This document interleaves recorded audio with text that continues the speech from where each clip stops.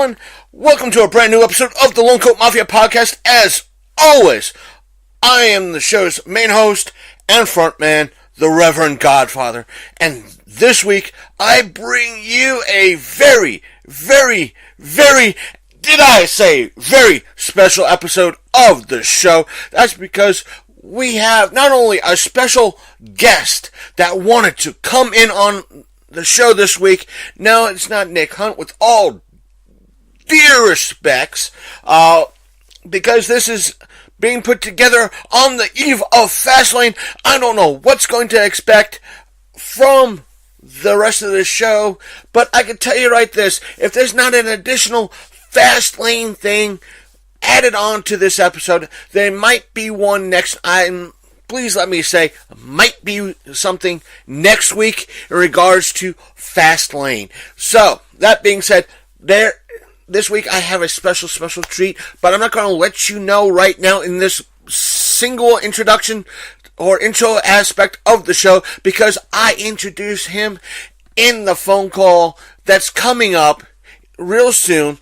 But please stay tuned to the very tail end of the show, because he gave us a very, very, very special treat for all of you that only a very select few people have ever heard or listened to ever. So therefore, please stick around to the very end of the show, because if you don't, you will be missing out. But for now, here is that phone call. Here is that special guest. And again, stay tuned for that special treat given to us by him at the end of the show. And here's the phone call. And let's get things started. Hello, folks.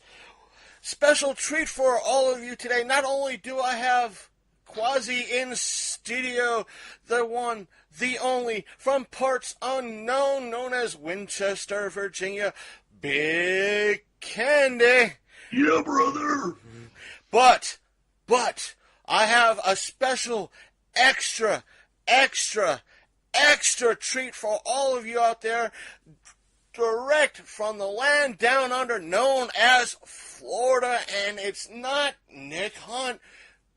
Apologies to Nick Hunt, because he's a great guy, and we welcome him back whenever to talk about movies, wrestling, or what have you.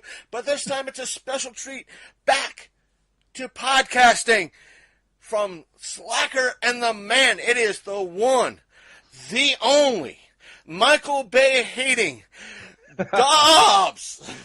Hey guys, this is my second time podcasting in like 3 years, and yeah, the first time was just kind of like hey, I'm gonna do a podcast, and 8 people showed up, and then I didn't release it online, so it was kind of it was like a Discord party or something.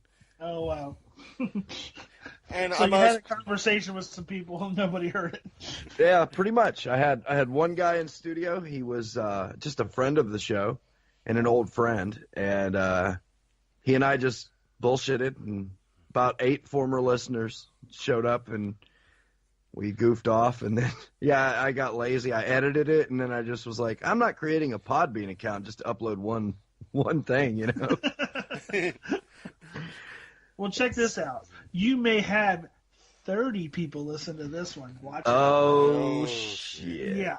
Maybe more, since if Randy puts up, oh my God, Dobbs has returned to podcasting. You got to check this out. We might have 35. Maybe. I don't know. You got to remember, a lot of people I made a lot of people mad on that show. It was kind of my job. With no disrespect to Randy at all and Geek World Order, no, he's been a great benefit. He tries. He puts out a lot of great stuff. I got to give a man props where props is due. So, and great props to Randy. Yeah, he's a great guy. He's a great guy. So, with all things, it's happy to have you on the show, Dobbs. It is great to get you on. You're only less tougher to get on the show than the man, but with no disrespect to him at all. He's a very, from what you told me and what it seems like, he's a very busy person nowadays with what he's doing. So, yep.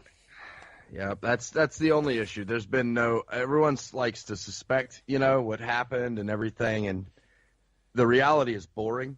There was no falling out. We're all friends. We just don't see each other much. So that's really all it is, scheduling. Yeah. And the thing is, as you know, Dobbs could probably, even though he was a co-host, this aspect of things is not easy, folks. Not easy at all. No. A lot of times you get fed up, and this is a great segue into kind of our first two little topics, so to speak, that you kind of just run head on, emotions blaring, pissed off half the time, and then you learn something. And I found out something. This is after our episode 2 weeks ago of an open letter to fucking AwesomeCon, which, thanks to Brett, the guy who founded Virginia Comic Con, who enlightened me into certain aspects that AwesomeCon should have told me right off the bat, which earned a hell of a lot of respect from me, from Brett, and what he does for Virginia Comic Con going into the future if I go to like Monster Mania or Baltimore, because I'm part of, like many people here, like Big Candy and Dobbs, probably a part of a couple of dozen fan groups on Facebook, at least. Mm-hmm. Yeah, sure. But I'm on the AwesomeCon fan page, which is just a bunch of people looking to meet up, schedule photo ops, so forth and so on. And fortunately, someone wrong device. Someone put up like, all right, are they still taking press passes? If so, how do I put in for one? And I made the comment stating, unless your name's Chris Hardwick, good luck, because we got turned down. Right. And of course, Facebook being Facebook, had the comments had a few trolls, like, you should just quiet down, take the L, and just stick your tail between the legs and just wander off. But Brett comes in and says, in essence says that he's from Virginia Comic Con, and he says his first response was, it was polite, cordial, it wasn't, hey, you fucking fuckers. That's how I usually like to be addressed. Right. He said, I prefer to be addressed that way. He said, I don't know how things work for AwesomeCon, but I do know most national level shows are no longer giving passes out to bloggers. They are reserved for TV, newspapers, and local magazines with circulation greater than 10,000 units. Again, I can't speak directly for them, but this is how Virginia Comic Con handles press passes these days. I said, yeah, it seems, even though it seems a little scummy that they do that, but that it was my opinion and all that. And can you guys hear me? Yeah. Yes. Okay, it just went quiet. That's why. He said, that's when he explained it. He said, his words were, sadly, a lot of your meaning that the way you words it, the feeling I got was he wasn't dissing what I planned on doing, or those in what I do, or hardworking bloggers or hardworking podcasters that would do the whole 9 yards. He's talking about the bad apples. That's what I got out of this. That's what he's talking about. He says, I totally see how it would seem that way, meaning that it's scummy. He said, sadly, a lot of your fellow bloggers treated a press pass as a free ticket, not just for my show, but for every show. There had to be a cutoff point for a lot of events. Again, I'm not speaking on behalf of AwesomeCon, but I will say the blogger press pass discussion comes up a lot among show promoters, and a lot of them find it hard to track day of traction for the blogosphere. I can't tell you how many requests we would receive from bloggers who were out of town or had under 50 subscribers with next to 0 comments per blog post. Personally, I think you guys could agree that's kind of hard. I know with following Slacker and the Man, it was the same 10 regulars weekly. Yeah. Am I right, Dobbs? It was me and like 5, 6 others. Yeah, as far as the live went, yeah. As far as the live show went, yeah, it wasn't as. You guys got the downloads, populated. but you guys got the downloads and the comments, but overall it was the same 5, 10 people that I was not knocking those people, but it was always the same regulars. Right. Yeah. We definitely had some regulars. The one thing we ran into that ourselves, that exact same thing. But what was stupid about that was we were able to prove at other local events, because I don't know if any of your listeners are aware. Central Florida has a buttload of cons. At least back then, some have closed down now, but we had a smaller convention called Away Mission, and they were the best. Their last one was in what was it? November 2014 was their last one, unfortunately. But we would go there. We would do panels and stuff. We would consistently draw the biggest panels. We did my roast at one of those. We had always had great turnout. So we didn't do as much online, but we had proved time and time again that if we did an event, we always brought 30, 40, 50 people, sometimes more. Between that and then that band that I used to play in, we would consistently bring the people, and they knew us personally, all these con people, and then some of them started snubbing us, and it was like, well, if we let you in, we got to let them in, and I'm like, yeah, but we are local, we have proved ourselves, you have an out, but they just blanket banned podcasting, and it sucked. I get it, but at the same time, treating people with a blanket like that is bullshit, just because they're too lazy to actually check into them individually. Yeah. And they're taking the lowest common denominator and saying nope. And he went on to say that he said many show promoters felt the reach of blogs extended basically the same as whomever would read their buddy's journal entries. With new avenues like Facebook, Instagram, Twitter, show promoters find the take photos and tag your friends tactic to be a lot more trackable as far as distributing free tickets go. Final argument I have had from people is bloggers will buy a ticket anyway if they want to come. It has been a long time since we had any attendees to my show say they found out about it because of a blog. And I can tell you we had 0 links from any blog for our last 3 shows lead to ticket sales. Just personal experience, especially since we can track that stuff. And that was, to me, it was enlightening. I get what he's saying. I totally get what he's saying. But what's the difference between, like, you and a local paper? Are like, you're going to hit a certain audience. You're going to hit a certain audience that is watching for this kind of stuff and has paid attention to this kind of stuff and wants to see your opinion on this kind of stuff. Yep. Whereas if a local paper picks it up, they're going to treat it like, okay, well, this weekend this is going on. You might want to check it out. It's got all your favorite superheroes. Ha, ha, ha, ha, ha. The end. Next topic. I don't know. I think a more personal touch can be added with a podcast that's into something like this, and it would provide like a bit more of a different perspective. But maybe they don't see it the same way. I don't know. I do understand that there's people taking advantage. But I think part of what he was saying is that now that more so the geek culture is, I think you and I had this discussion many times before, Big Candy, is that right now geek is stylish, it's trending, right. It's that, therefore it's getting more so radio, newspaper, even though and TV views, even though a lot of people in those organizations or mainstream media are still treating it as a fucking joke. Well, that's true. It is that stylish in thing to do that, even the normie are going to these shows. So we got to cover these type of shows just to show them the weirdos. Look at these weirdos dressed up.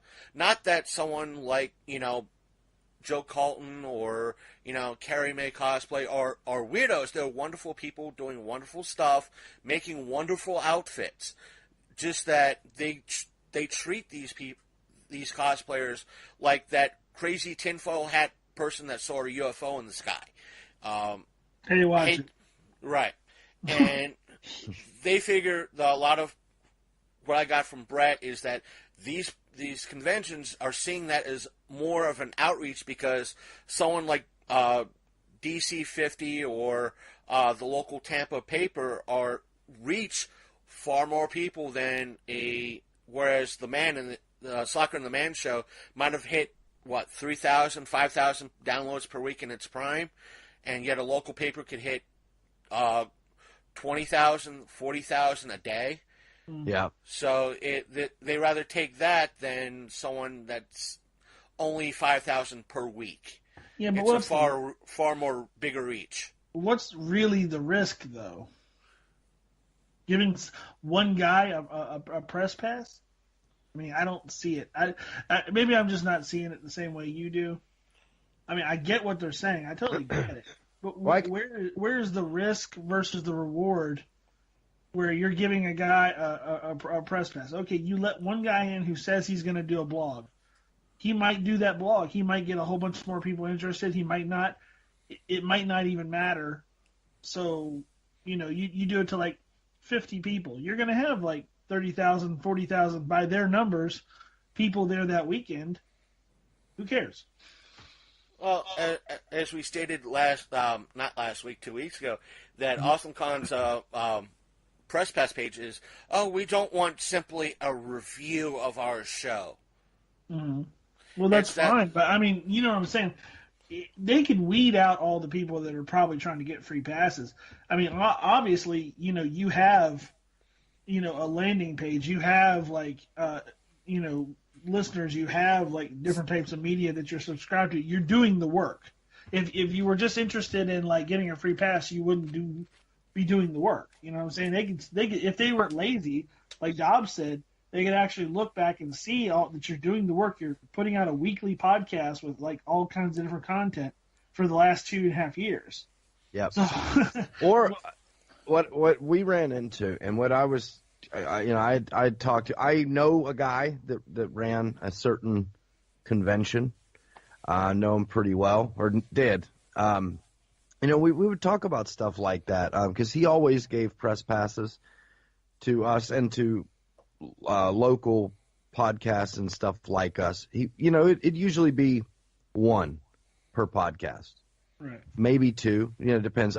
If we did a panel, our whole crew would. But and something that he and I talked about was that he thought it was a great idea for podcasts. Give them one, especially because in our instance, there was a local convention circuit that were total bags of dicks.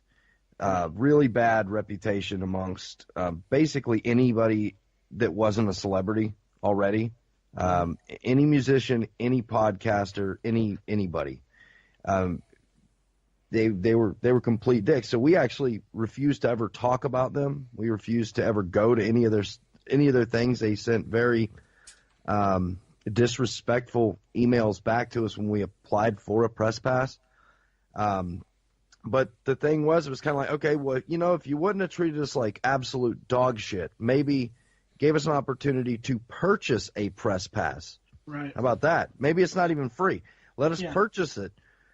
But even if you give them one, the other 4 of us would have paid for our own. So would our girlfriends. So would our extended friends that we would have brought to the con. So by snubbing that one, they didn't get 30. So... No. I don't know. That was a very long way to say it, but I don't know. Let them buy it that way, because then a celebrity, let's say you want to interview somebody, if you have a press pass, they're more inclined to do so.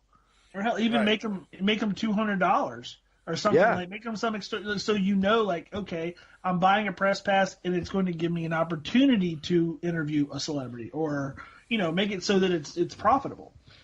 Yeah, Exactly. and that way it might weed out the one or two people that just want a free pass. Right. In a way, I will say this: as I said that one week, I'm grateful for Otacon just reaching out and giving us that press pass. It allowed us to get to that AAA convention, so to speak, and kind of learn a little bit of what goes on that level instead of a smaller level. And this year, if they allow us to have that press pass, yeah, I plan on doing a little bit more. Going that extra mile. And it's also one of the sad parts of that. It's like I was looking to go to AwesomeCon, get the interviews, meet up with people that I haven't seen. That there were a few people that were going that listened to this show, and they were disappointed that I'm not going. And I was like, if I can't really, in essence, bring my listeners, I'm not going to go. You know, there are a few instances where I don't mind, like, match shows, the 4-state shows, like Baltimore Comic-Con, maybe even Virginia Comic-Con. I don't mind paying for a ticket. Right. And being a guest ticket holder on the guest level, because why not? They earned my respect. They earned me paying that $15, $20, $35 for a ticket. Because they treated me well as a ticket holder. I'm going to, if they told me no, as press, I don't mind paying for that ticket and at least doing what I can as a ticket holder. Right. But the way AwesomeCon has treated me in the past, has treated their fans in the past, they fucked over a lot of fans in the past, and I don't know how many celebrities. I haven't spoken to any of the celebrities that have been there, that if they screwed them over in any way, shape, or form. Well, here's one thing I wanted to say. They're going to bitch about one or two people having a press pass and wasting, basically getting in for free and taking away from the convention.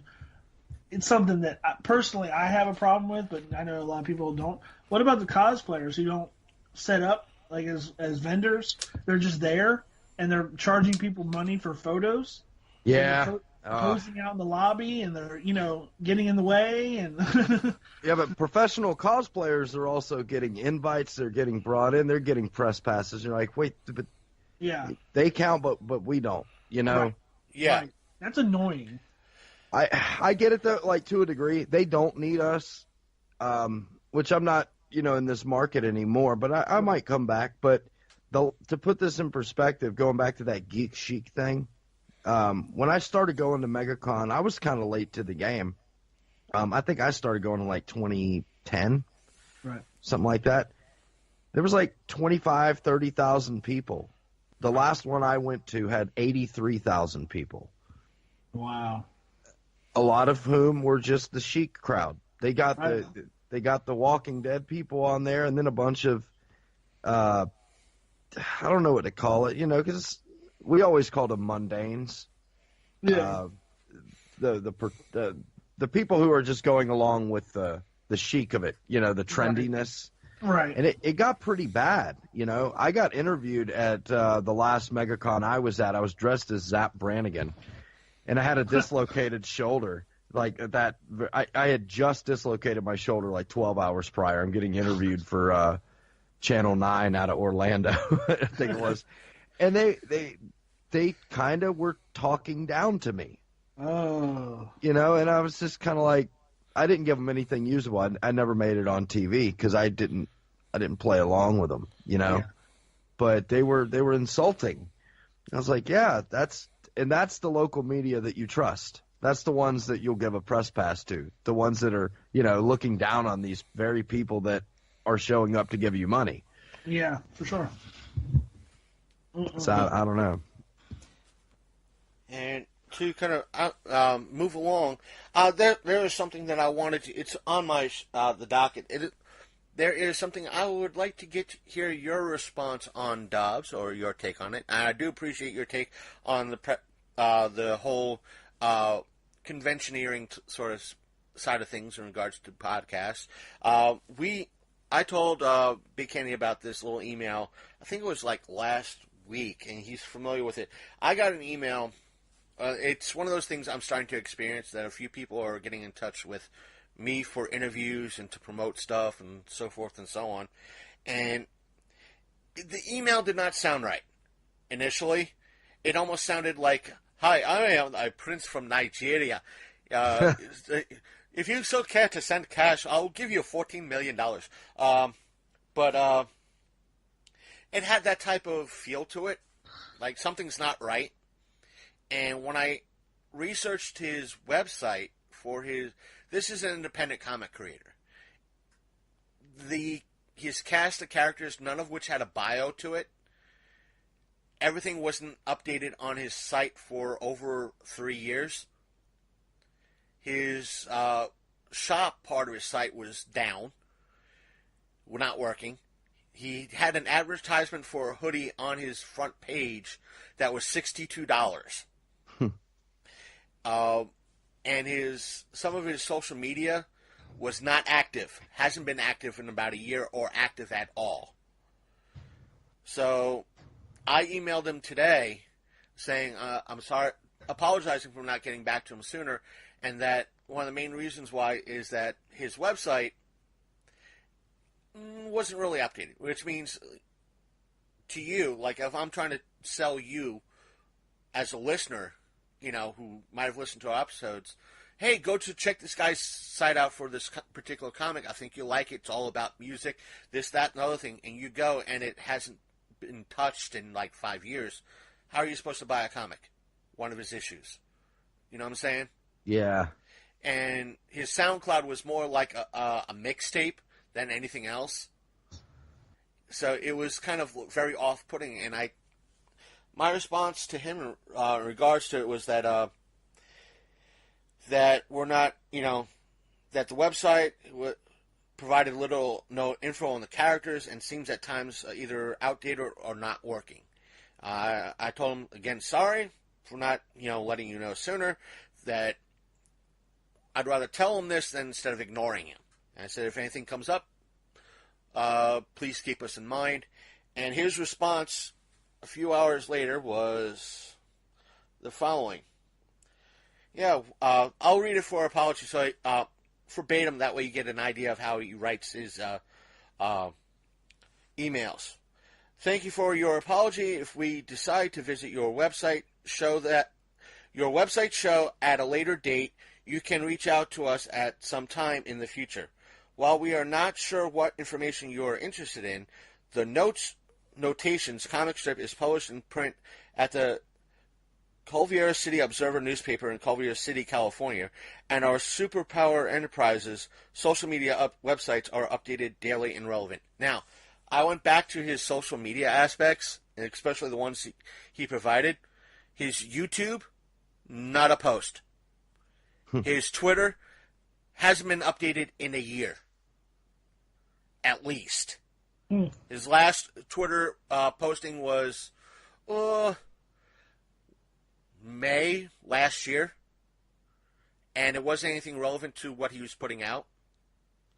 And both his business's Facebook page and the comic strip Facebook page have the same exact information. Is pretty much, I'm at this particular convention and doing a panel, and I'm on this particular podcast. Nothing about the comic strip whatsoever. You actually have to do a hell of a lot of digging. And how did he get a panel in the first place? I have no idea. That's kind of weird. And maybe it's like in the bathroom or something. He's saying it's a panel, but he's just hosting court in the bathroom. He's just talking to whoever happens to be using the urinal or something. I mean, I've been that guy. I'm not casting stones, but that sounds like what he's doing, at least to me. So it'd be Dobbs and the man? Is it? Yeah. Well, Is that what you call your little? No, instead if it was the man, it would be at the urinal. Yeah, it was golden shower time with Dobbs. That's what we called it. There it is. And if it was with the man, it would be nothing but, would you like to see my wiener? Yeah, pretty much, yeah. So, God, yeah, I missed that. all the abuse you had on that show was disgusting. Yeah, but at least I wasn't the one that drank piss. So I don't know if you remember that one. Oh, Oh, actually, that was, can I say now that it's been 4 years? yes, you could say it. FNG did not drink piss. Oh. He was tricked into thinking he was drinking piss. He was actually told that he had not. Like we let him know, but we never did tell the listeners that he didn't drink piss. We just couldn't do it. I don't know, FNG. I know you never met him, but he's about the nicest damn guy in the world. So we felt like total pieces of shit. So we just couldn't do it. We couldn't do it to him. Right. You know, that way, whatever he fed him was horrible tasting. I do know that to be true, but it just wasn't piss. Oh. So Jesus. Now that we're kind of fessing up, I don't know who else will be listening. Who listened to Slacker and the Man will be listening to this. Two little fessing ups for you, Dobbs. You know that little baby food challenge you did the last year of the show, I think it was. which The eating the baby food. okay, yeah. That was my idea. You bastard. At least, you know what? That was not nearly as bad as the smell this stuff. The worst of those was the time that, God, I'm trying to remember her name. Skittles was her show name. I know her real name, and that's what I was struggling over. She brought in biomedical waste for the man in the smell this. I wasn't even the person doing the challenge, and I threw up 4 times. So that was the worst. Is it like from the hospital? What? Yeah. What's that Actually, stuff called? it was from an old folks' home. It's got a weird name. My wife could tell me what it is. It was some bad stuff. And the second little fessing up is that, you know, that email you guys got from that chick kind of picking on everybody in the show and kind of was like, how dare you pick on Dobbs? And kind of, the one that kind of had what's his name on a tirade that the man had to edit that little bit out. It was like it was back when what's her name was mostly on the show, the cosplayer. Oh, Anna. It was during that time frame, maybe about 8 years ago, roughly. It was that email you got. It's like, how dare you pick on Dobbs? How dare you do all this? It was from that chick, that girl. But it was you. Yes. So it was a fake defending of me. Right. No, it wasn't a fake defending. It was like, how dare you? The show's insulting to its listeners, and this, that, and other thing. It was literally bashing the show, and how dare you pick on poor Dobbs, and and it's insulting to women, and this, that, and other thing. It caused it was Nash that pretty much, from what the man was telling me, Nash was pissed off that he went on he said, I had to trim it from the show because Nash got shit. Yeah. Now I remember Nash's reaction to that was insane. Yeah. Nash. That was all me. He only flipped out like once or twice. There was he rarely actually got mad. He's a pretty even-keeled guy. But yeah, he was outright pissed. I don't remember the total content of what he said, but it was very intense. It was very sharp-worded. He said, I think, every cuss word known to man, at least 30 times, including all the hybrids, all the various names for genitalia, all the C-bombs, everything, man. He went real Nick Cage on everybody, huh? Yeah. Oh, my God. I just remember the next day when I was talking to the man on Xbox Live, he was laughing his ass off. He said, "You know that email you sent the show?" I went, "Yeah." Nash just went on a tirade, and the man was just laughing his ass off over it. He said, "Thank you. That was 5 minutes of content that I had to delete, even though it was worth every word."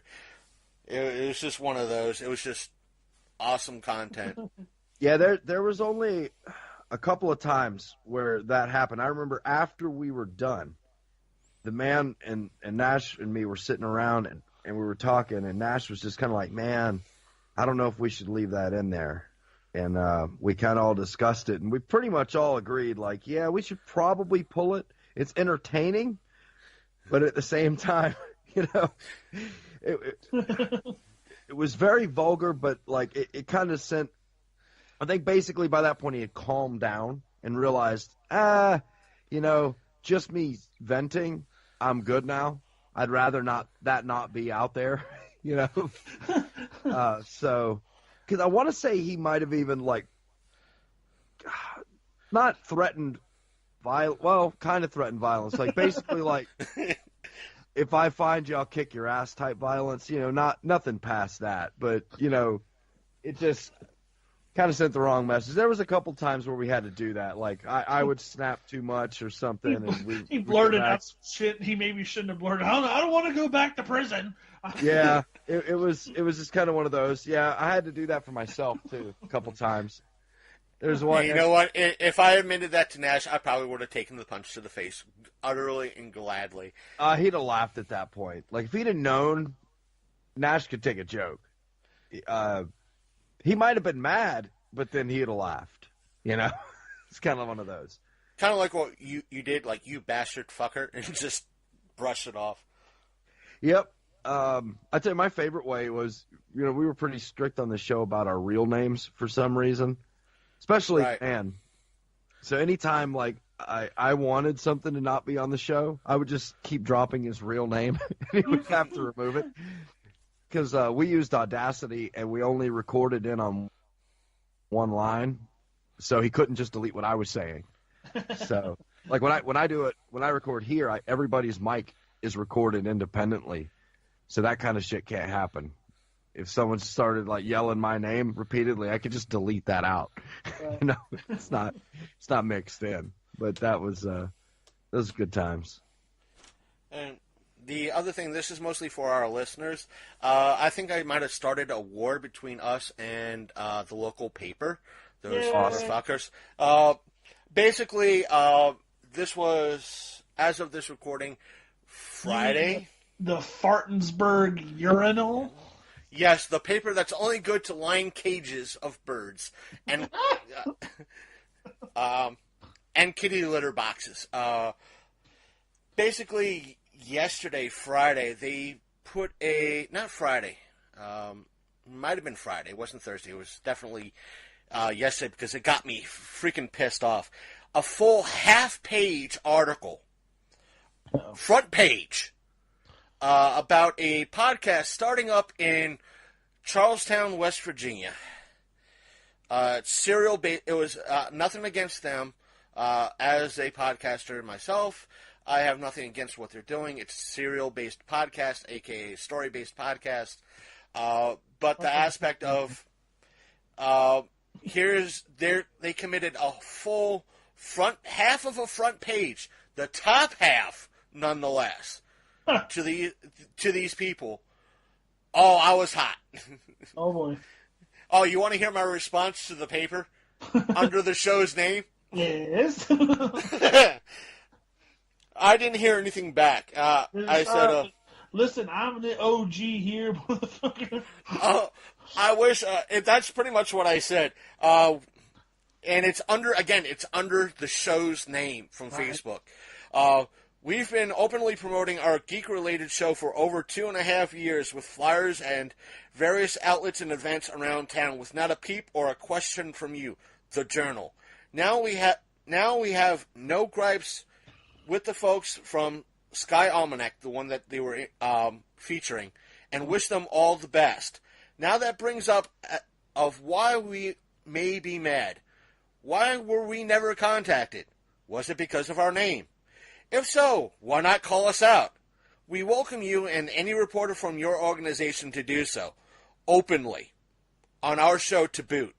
Now that we seemingly called you out, and if by chance you wish to contact our show, you can do so at our email address, or go to our site, show site, to find out more about us.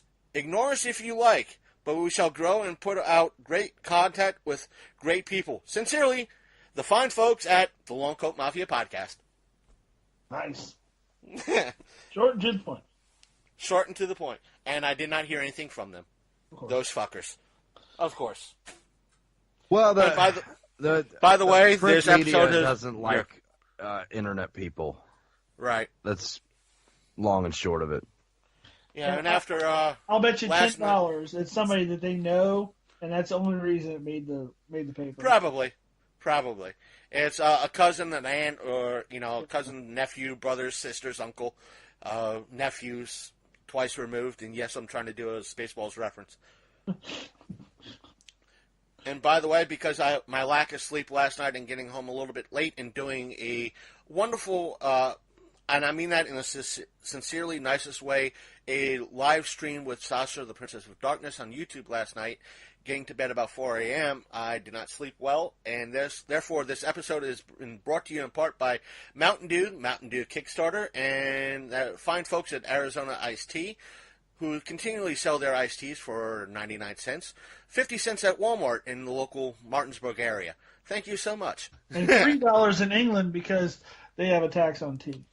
Right. Vengeance is ours, America. America. Hell yeah. Boston Tea Party, what? Well, yeah. Well, my end is just brought to you by Mexican Coke and Knob Creek. So... Dobbs, is that Mexican cocaine? No. Wink, Sorry, wink. that's wink. that would probably be the same exact joke. The man would probably pulled off better. Probably, but he would acknowledge that Mexican Coke is better than regular Coke. it is. So, Real cane sugar. yeah, man. Unless, I remember- don't know, which is better, Mexican Coke or McDonald's Coke? Oh, shit. Yeah. That is tough because, man, I would give the edge to Mexican Coke, but very close. McDonald's that being definitely. That being said, my end coming to you from McDonald's Coke. Yeah, McDonald's Coke. Oh, I do need some more bourbon. I'm out. It's in the next room. No, I'm good. I'm good. I can't help you there, but I do have some Captain Morgan sitting in my freezer, which is in arm's reach from my sitting area right now. Bastardo. I'm out of rum. I ran out. I miss Captain Morgan tattoo. Tell you that right now. Oh, tattoo. Love that shit. We have the bottle of Sailor Jerry as always. Gotta love the Sailor Jerry. Now, folks, I can't do Go ahead. spice rum. Well, it's different. It is. I don't know. I think it's because I'm half Cuban. Well, no, it's kind of funny. I feel like a traitor because all my life I drank Caribbean rum. Because that's Right. kind of my heritage. Well, about I don't know. The last couple years, I've just gotten to the point where I'm like, South America kicks the ever living shit out of the Caribbean in rum. They really do. Like now, all the rum I buy is out of South America and not ever the Caribbean anymore. And I just feel like such a traitor to my ancestry. But would you have a one that you would say is better than the other? I like Diplomatico Reserva Exclusiva, I think it's called, or it might be Exclusiva Reserva. I don't know. Diplomatico is the main thing to remember. That one's really good. El Dorado, 12 and 15 year, insanely good. Flor de Caña, 7 year and 12 year, amazing. The 4 year Flor de Caña is also good for mixing, but it kind of a little harsh to sip. Right. It's not. But those are all South American. They're That's all what I aged. gotta watch because I like to mix, and I always end up getting the one that's like the better sipper than the mixer. Yeah, if you like to mix, I would say Flor de Caña 4 year and 7 year are okay to mix, and you won't feel that guilty. Right. El Dorado is amazing mix, but you will feel guilty mixing it. And Diplomatico, its price point it's like $40, depending. I don't know. I just can't mix it. I don't allow it. Right. Just don't allow it. Nope, not gonna happen. But they're all worth checking out. They're all aged in used bourbon casks. Right. So they've got like some complexity to them. They're pretty good. Nice and woody. Good deal. I like that. Yeah, I like a good rum. Good bourbon. Yeah, all that good stuff. Yeah, that's my two. That's my main two. Yeah. Rum and bourbon. Because if I don't like. I'm not a vodka guy at all. And I'm not a tequila guy at all. I got alcohol poisoning from tequila twice, and the second time was the last time I ever touched it. And that was about 20 years ago. So, not 20, 15 years ago. The last time I drank tequila, I fell asleep on a beach and woke up in the morning being assisted by the beach patrol. That's tequila. That's just what happens. Yeah. I drink moonshine and I'm fine, but tequila, nope. You end up somewhere where your pants are off and you're wondering what's happening. And Never ends well. Never. It's like the long-term version of what happens when I drink what is that one stuff? Jägermeister. Oh, You know when you like take a couple of shots of Jaeger and you just don't know where you are, how you got there for a minute? Tequila is like the long-term version of that. And what I don't understand is, pretty universally, most people I know think that black licorice tastes like a hobo's taint. But for some reason, if you make it alcoholic, people will drink the shit out of it. Absolutely. And I used to, but I used to drink it way back in the day when I was in my first band. Jägermeister was extremely good to local musicians. Oh, yeah. So we supported them because they supported us. But like it tasted like hot garbage. Was that in like the late 90s, early 2000s? Yep. Yeah, they were huge. They were sponsoring everything back then. Yeah. I remember that. They were awesome. They'd sponsor little guys. Like, I mean little guys. Yeah, absolutely. That brings up one quick little question. With tequila doing what it does and Jägermeister doing what it does, could that explain all the alien abduction stories we hear every now and again? It's not really aliens, it's tequila. Probably. They just want to say, and they just want to say aliens because they don't want to be embarrassed that they drank like 10 shots of tequila in a row and just blacked out. No, because honestly, like, well, it might explain for the missing time. Because in your haste, you're having a good time, and then you just don't remember what you did, and you wake up and your clothes are off, and you're somewhere you can't remember how you got there. So I mean, maybe. Don't discount meth. No, meth is a big one. Wait a minute, you've been to Martinsburg, West Virginia? Yeah. Well, the county immediately north of me used to be the #1 meth producing county in the nation. Oh.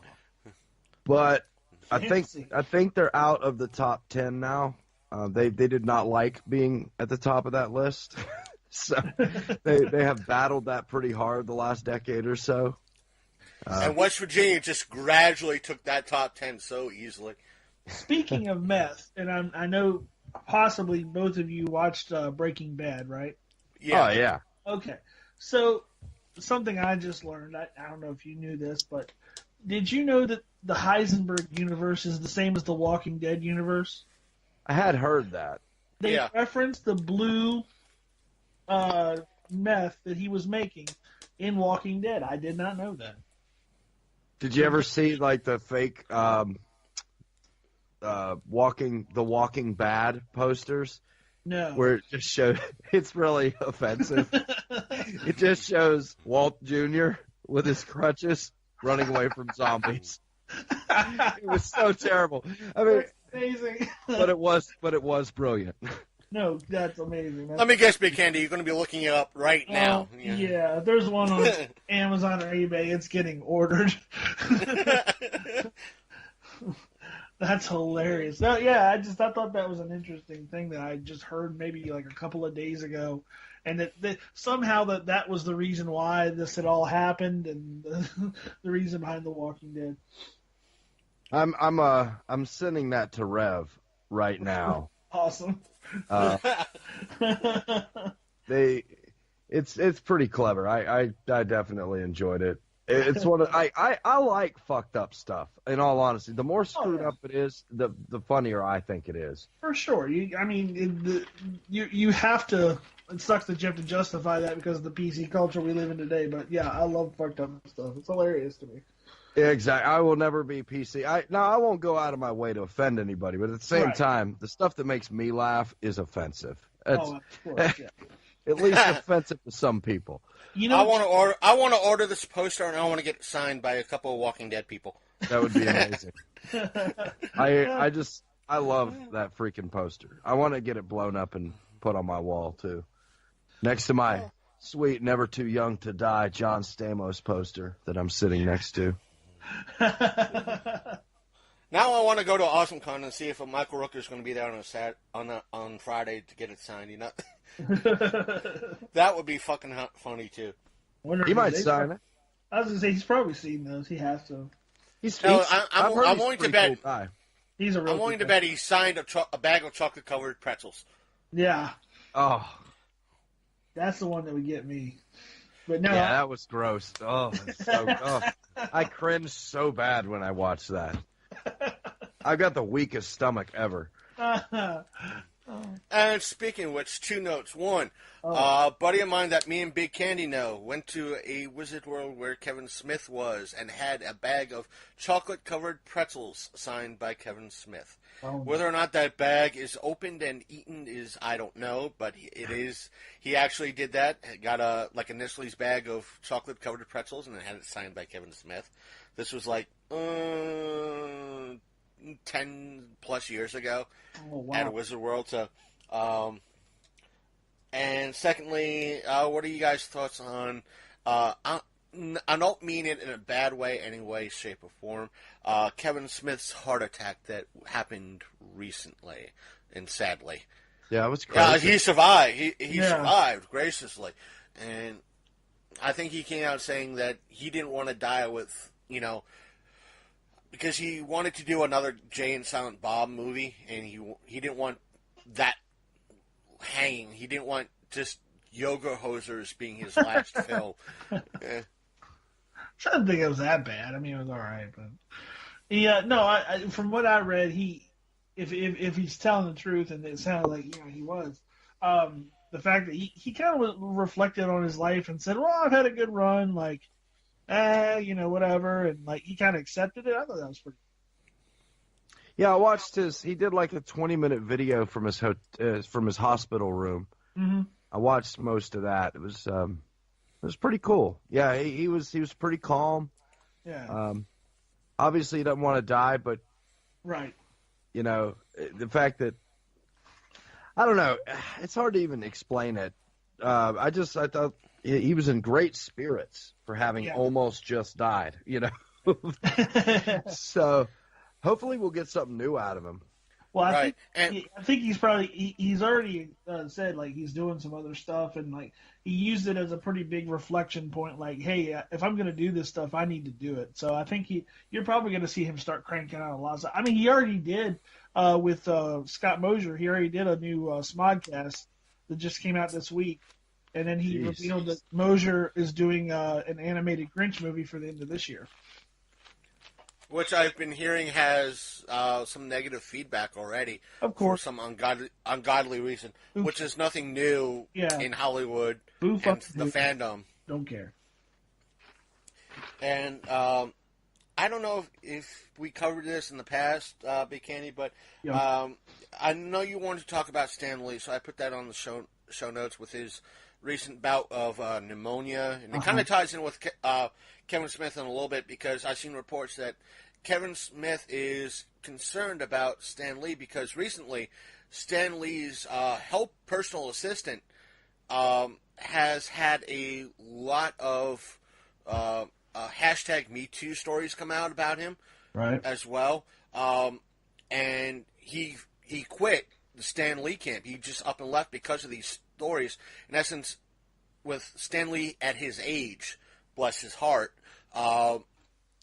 needs constant, I won't say attention and care, but he needs somebody at his side just in case something happens again. Right. And here's this guy that, a lot of people, I'm not going to name names, that have met his assistant and got an extremely creepy vibe, not from Stan Lee, but from his assistant, this dude. Right.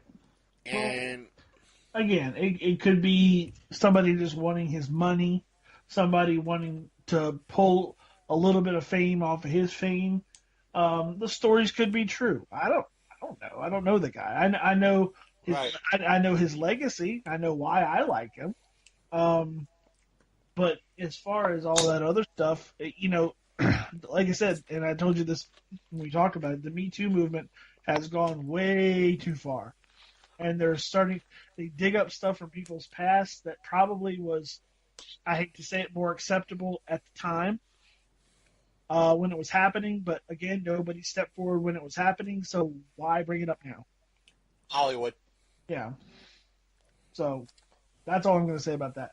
I mean, right. Well, yeah, I know that Stan Lee, he's a great guy as far as I'm concerned, but sadly, folks, he's going to die very soon, probably. He's very old. And, I don't want to see him die, but I mean, the guy, he's put in a lot of work over the years and done a lot of good things for people and done a lot of good in the world and brought a lot of things, into the world and caused a lot of people to have great imaginations and bring up a lot of, cool stuff. And we wouldn't have comic books in the state it is today, I think, without him and people like Jack Kirby. But he's gonna go. I just don't want I don't want his legacy to be, oh, he touched me inappropriately, Stanley. You know what I mean? Yeah, I tell you, his video that he posted, though, it reminded me a lot. The last away mission I went to, it was just a small convention circuit in Florida, and I went to this and I got to meet Shatner for the first time, which was really cool. But Nimoy was supposed to be there, but a few months prior he had gotten pretty sick or whatever, and he was kind of a coin toss whether he was going to be able to come. Well, he didn't make it to the con, and he ended up Skyping, and they just projected it up, and he just did a big Skype session to the con. And he passed away like 3 months after that. As soon as I saw as soon as I saw Stan Lee's little video, that immediately popped into my head on Leonard Nimoy's Skype session. There was something reminiscent about it. And it was just kind of like it hit me like we're going to lose Stan. Yep. The same way that we lost Leonard.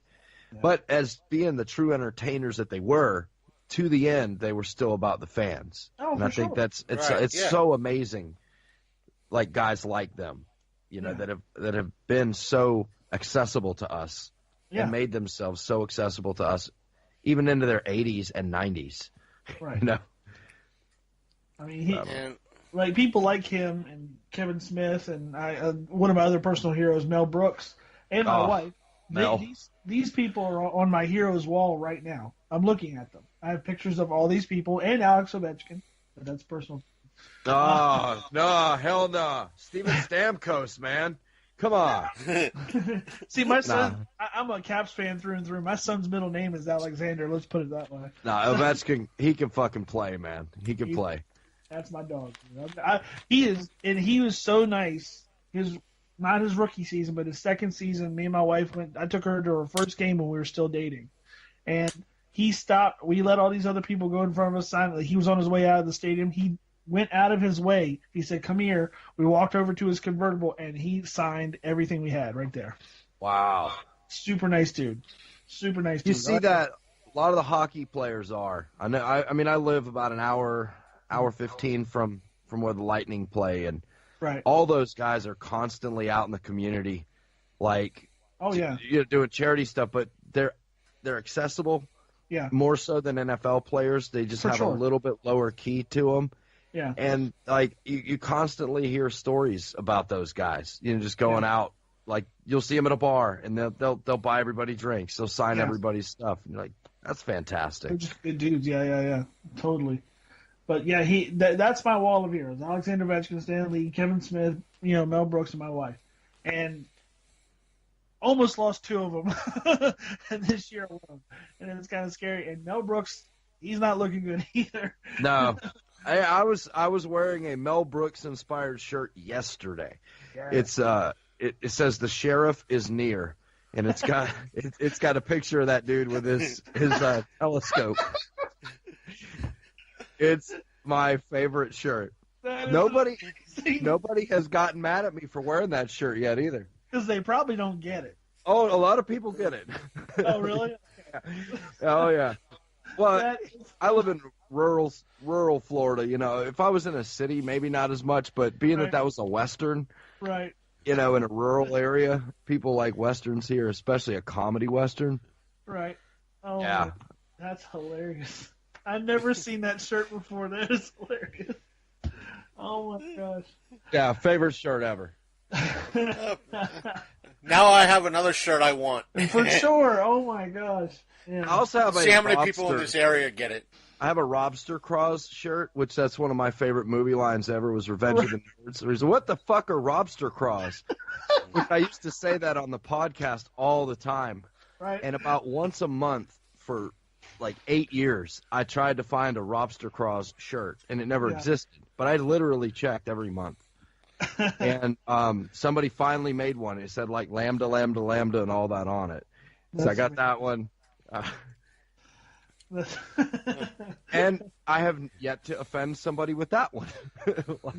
I've been lucky. Yeah, right. I think we have an idea for a show shirt, Big Candy, that we've been. Listen to the Long Coat Mafia podcast where you'll be treated to lobster claws. Yeah, lobster claws. But yeah, well, we could do the one. Another on the Asian thing. We could do the one from UHF, the supplies closet. Supplies. It's always been my favorite joke from that movie. Anyway.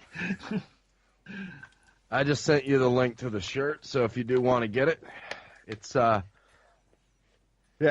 it's fantastic. Oh. You get great reactions. I find I might actually have to order that one for real. That's hilarious.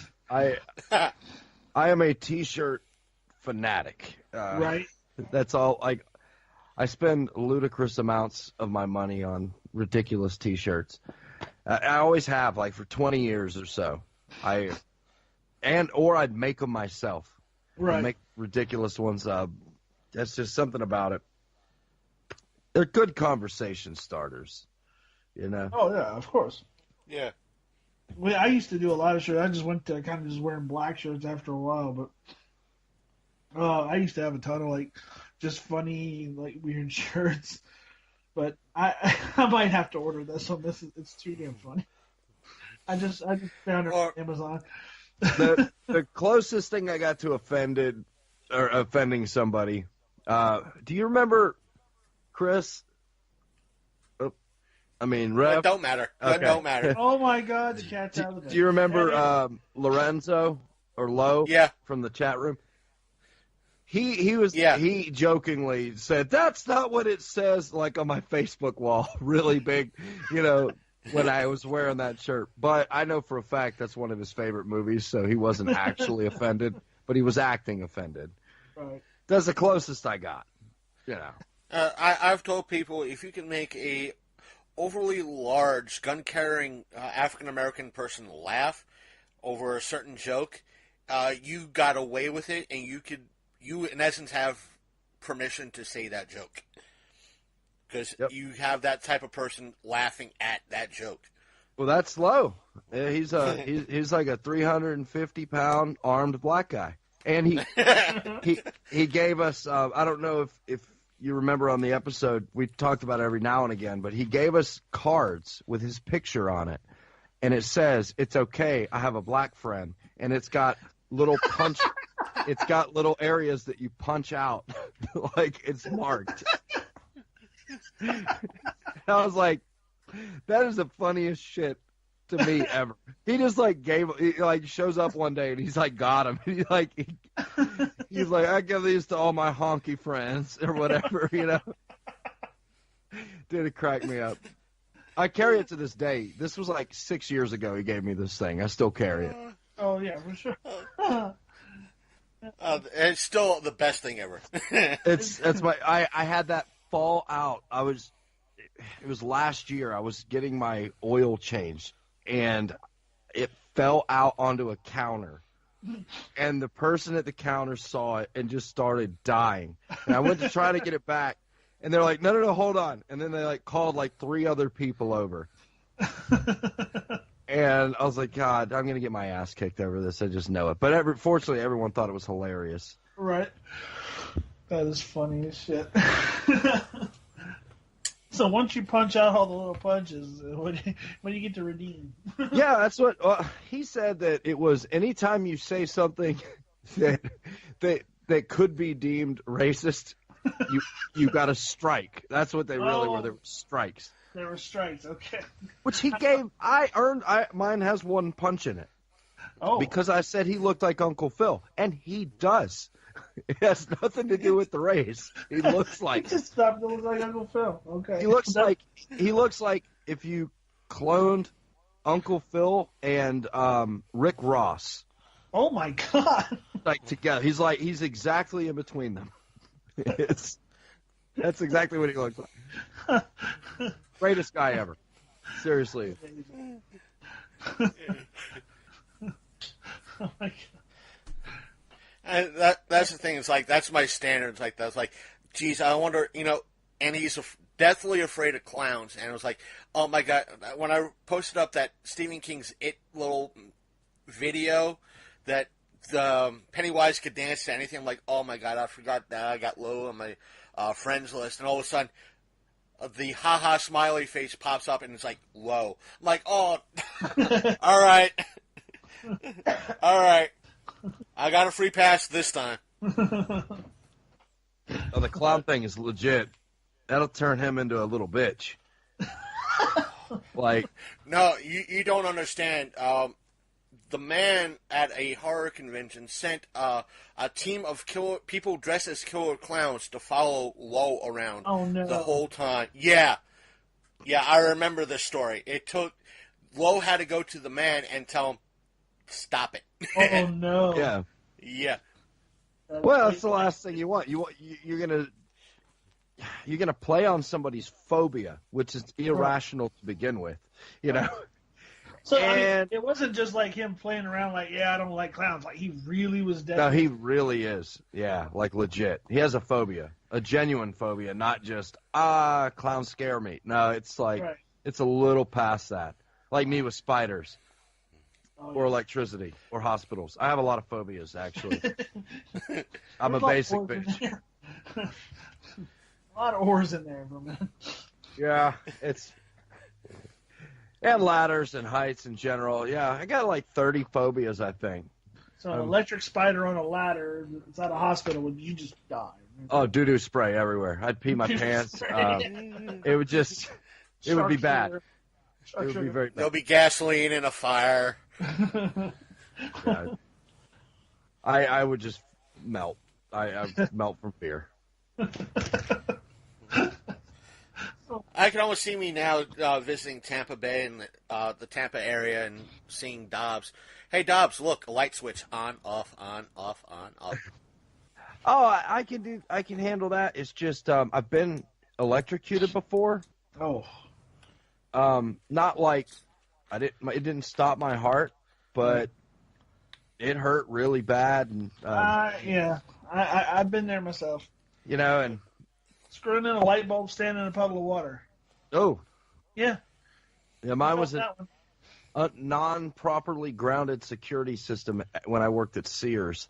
Ooh. And it felt like somebody hit my elbow with a baseball bat. For sure.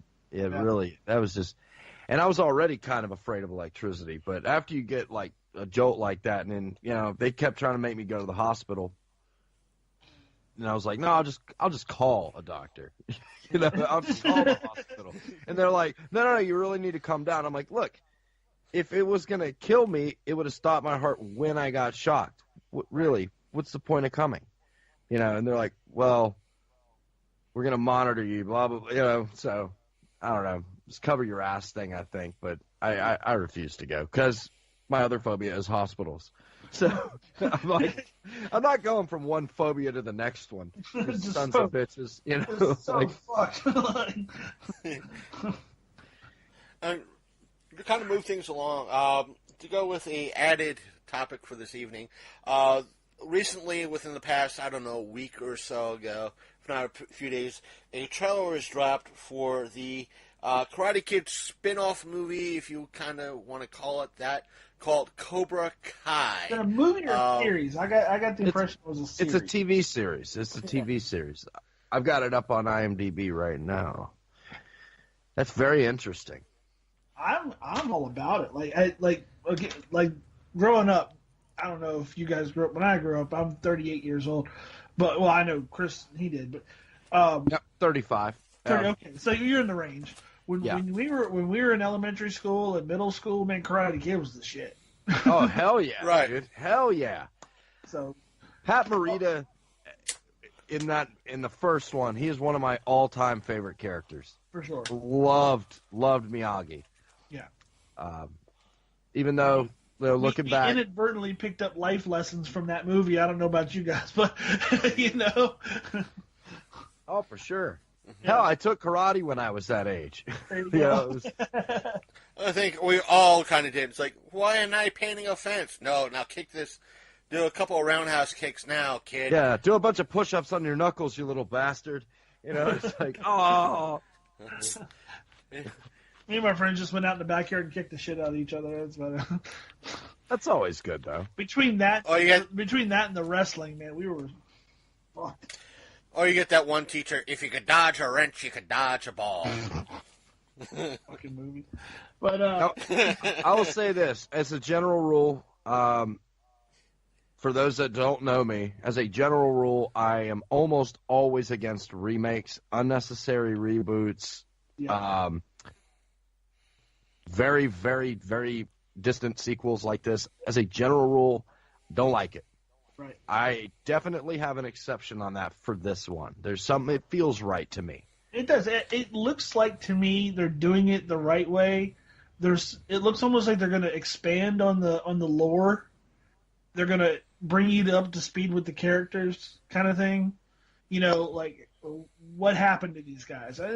It's kind of interesting in that aspect. You know. So it's going to be worthy a couple episodes watching it Yeah. to see how it unfolds. Absolutely. I will definitely give this a shot.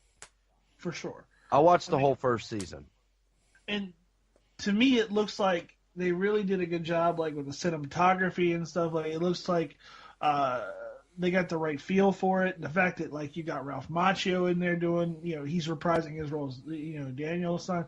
You know, I'm super excited for it.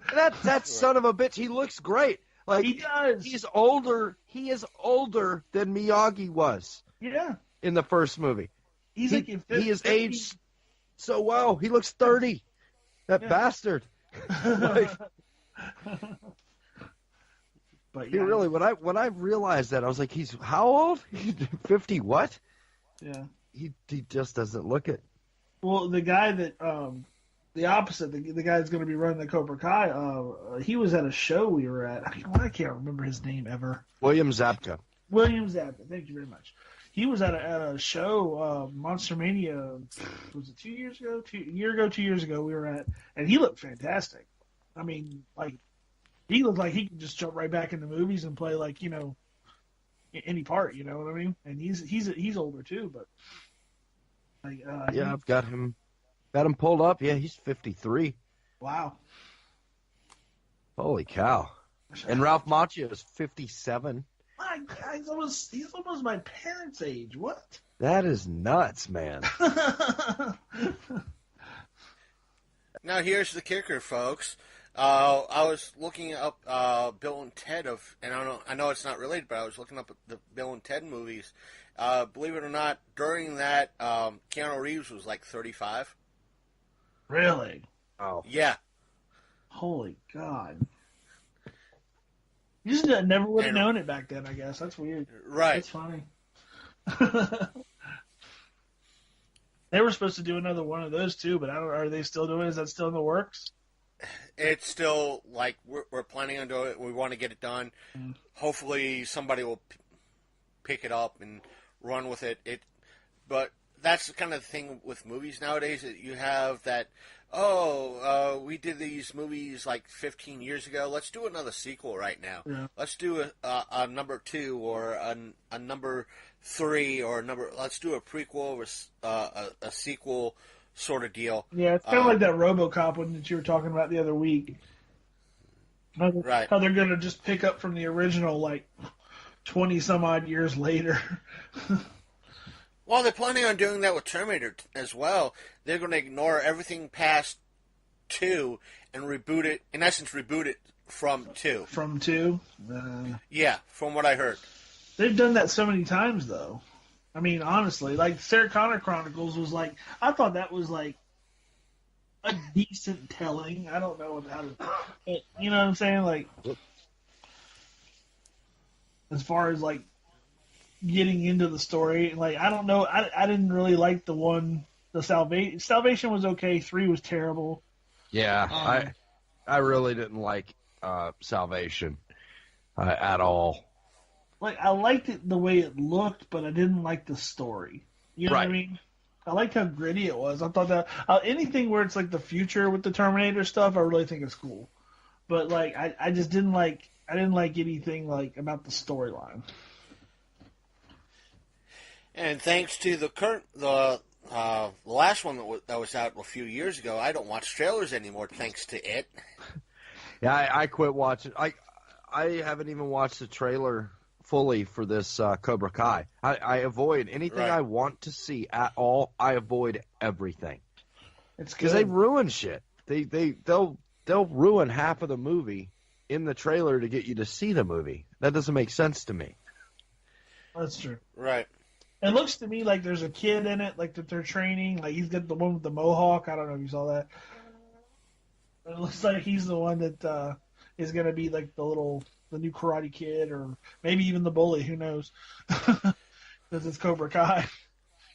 Which is fun. Watch this. Have you seen the fan theories though? Where like really go back and watch the movie. Oh, where Daniel-san's the asshole. Yeah, he kind of is. There's validity to that. It really convinced me too. It really convinced me. Like there's a little validity to that. I mean, I don't go the full Barney Stinson way where like he's the total bad guy, but it's kind of like no, they were both kind of assholes. Yeah. You know, really.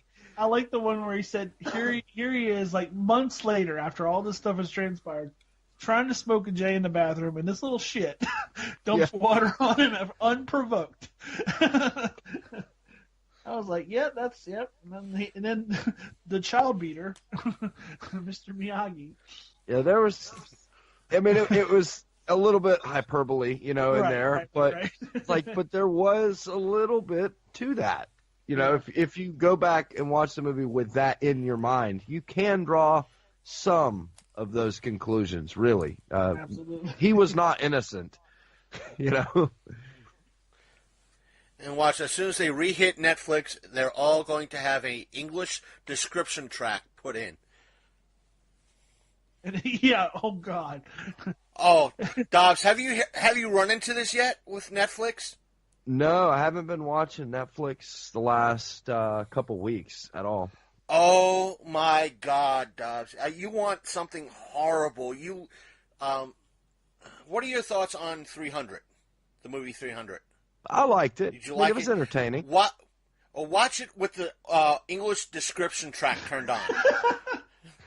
Description track? Yeah. Is that like subtitles or? It's not.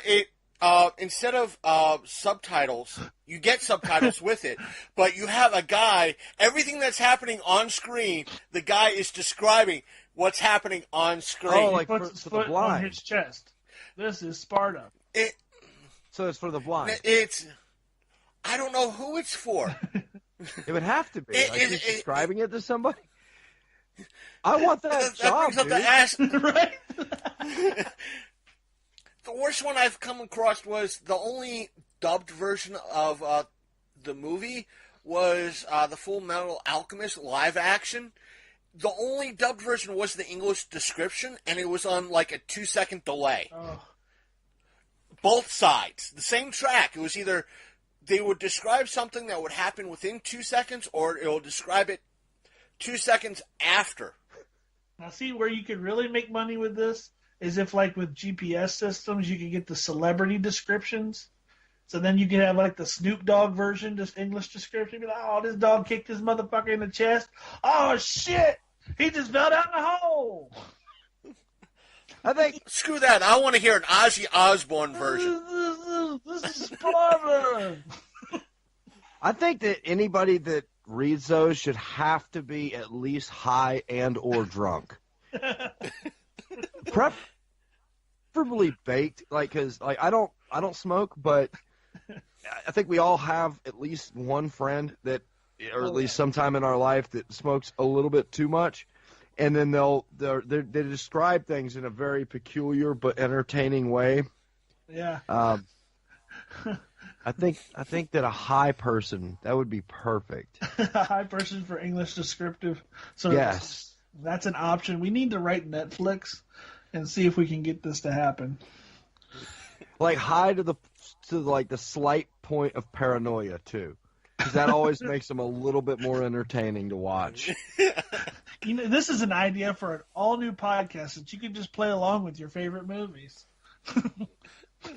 I forget. I think trying to remember if we did something like that. We did used to do viewing parties where we would all get an Xbox Live, watch the same movie. That feature I think's been removed, but we'd all get in there and like just talk shit about the movie while it was playing. There was one where I think we all lost a bet or something, and we all had to watch Brokeback Mountain together. And the thing is, I remember that our connection was so bad, everybody, it broke up. Everybody kind of left the viewing party, and the only person that remained watching the whole movie through was Nash. Yeah, I think it was. That was odd. He did. I think he finished it. It was bad. Like, I don't know. I think I made it like 45 minutes. Are you talking about Brokeback Mountain? Yeah. Yeah, you know, that's the one thing. People hail that movie just because of the aspect of the two cowboys and falling in love. Okay, well, that's cool, whatever. It was just a bad movie. Yeah. I mean, I had nothing really against the subject matter or anything, and I like the actors. Yeah. I like Heath Ledger. I like Jake Gyllenhaal. Not, it just Jarhead sucked. was amazing. It's terrible. But yeah, it was a terrible fucking movie. Absolutely. Yeah, I was watching Jarhead the other day. I was laughing my ass off. I lost on my way to college, sir. That's a great line. Oh, what was that guy's name? Peter Sarsgaard was really good in that. Yeah. Him and Jake. But yeah. I was like, he's like a young John Malkovich, but I haven't seen him in like forever. I don't know if he even acts anymore. No, I don't know. I haven't seen him in anything lately. Mm-hmm. I don't remember the last movie he was in. Was he in Eagle Eye? I didn't see that one. I can't remember what he was in. I can't remember the last one I saw him in. The last movie I remember him from is Garden State. Garden State. Wow. That's a long time ago. He's got to have been in something since then. Yeah, that was Zach Braff and what's his name? Natalie Portman. Natalie Portman. It was all right. It was pretty good. That was a decent movie. I think. From what I remember. I think I remember. It's been a while. It's got to have been at least like 12 years. At least, yeah, think about it. Wow, that has been. So, yeah, who knows what Jake... no. I know what I remember him from that he was really good in. Did you see Nightcrawler? No, I didn't. Where he's supposed to be like a freelance reporter, but he ends up like kind of causing the accidents that make the news and stuff, and he ends up like just being a real scumbag and like taking advantage of like the local news like people and oh man, that was a great one. That's Jake Gyllenhaal. Yeah, that's what I was talking about. Who are you talking about? Oh, I was talking about Peter Sarsgaard. Oh, Peter Sarsgaard. Yeah. Oh, I was like, okay. Okay, my bad. But yeah, have you seen Nightcrawler? It was good. I heard that was good. Peter Sarsgaard, I can't remember what he was in. I actually liked Zodiac with him. Yeah. Jake Gyllenhaal. And Robert Downey Jr. Oh, yeah. But Iron Man. most people thought that movie was a little long. I thought it was awesome. I don't know. But my favorite superhero movie is Watchmen. And that's what, like 4 hours? Yeah. I watched the extended edition. So People hated that one for what it was. I was like, y'all don't get it, then. I mean, I didn't like that they changed the ending a little bit, but that was about it. Other than that, I liked it. to me, I liked it when I first watched it, but subsequently I liked it more and more.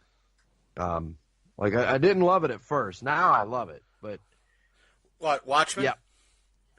yeah, I still like that movie, and the thing is, when I saw it in theaters, as soon as I was coming back from the bathroom, a woman was walking out, bitching that it was not a superhero movie that she was accustomed to watching. She wanted her money back, because of it. you know it's And I had to tell her, it's like, it was written by Alan Moore. It was not initially, when it was hit in comic book form, it was darker than what they have on screen. She was like, what? I said, honestly, read the book. Read the graphic novel it's based on. It's darker than what's shown on screen. It's supposed to be that dark. Right. It's supposed to be like that. And she was like, what? I want, like, in essence, she wanted something closer to, like an Iron Man or something like that, or a Spider-Man. People were taking their kids to it. I was like, okay. not every movie can be snarky comedy like all of the damn Marvel movies are now. Right. You know, I tell you, that story reminds me, I was about to see The Force Awakens. Right. Or no, sorry, no. Sorry, The Last Jedi recently here. I was in the second showing.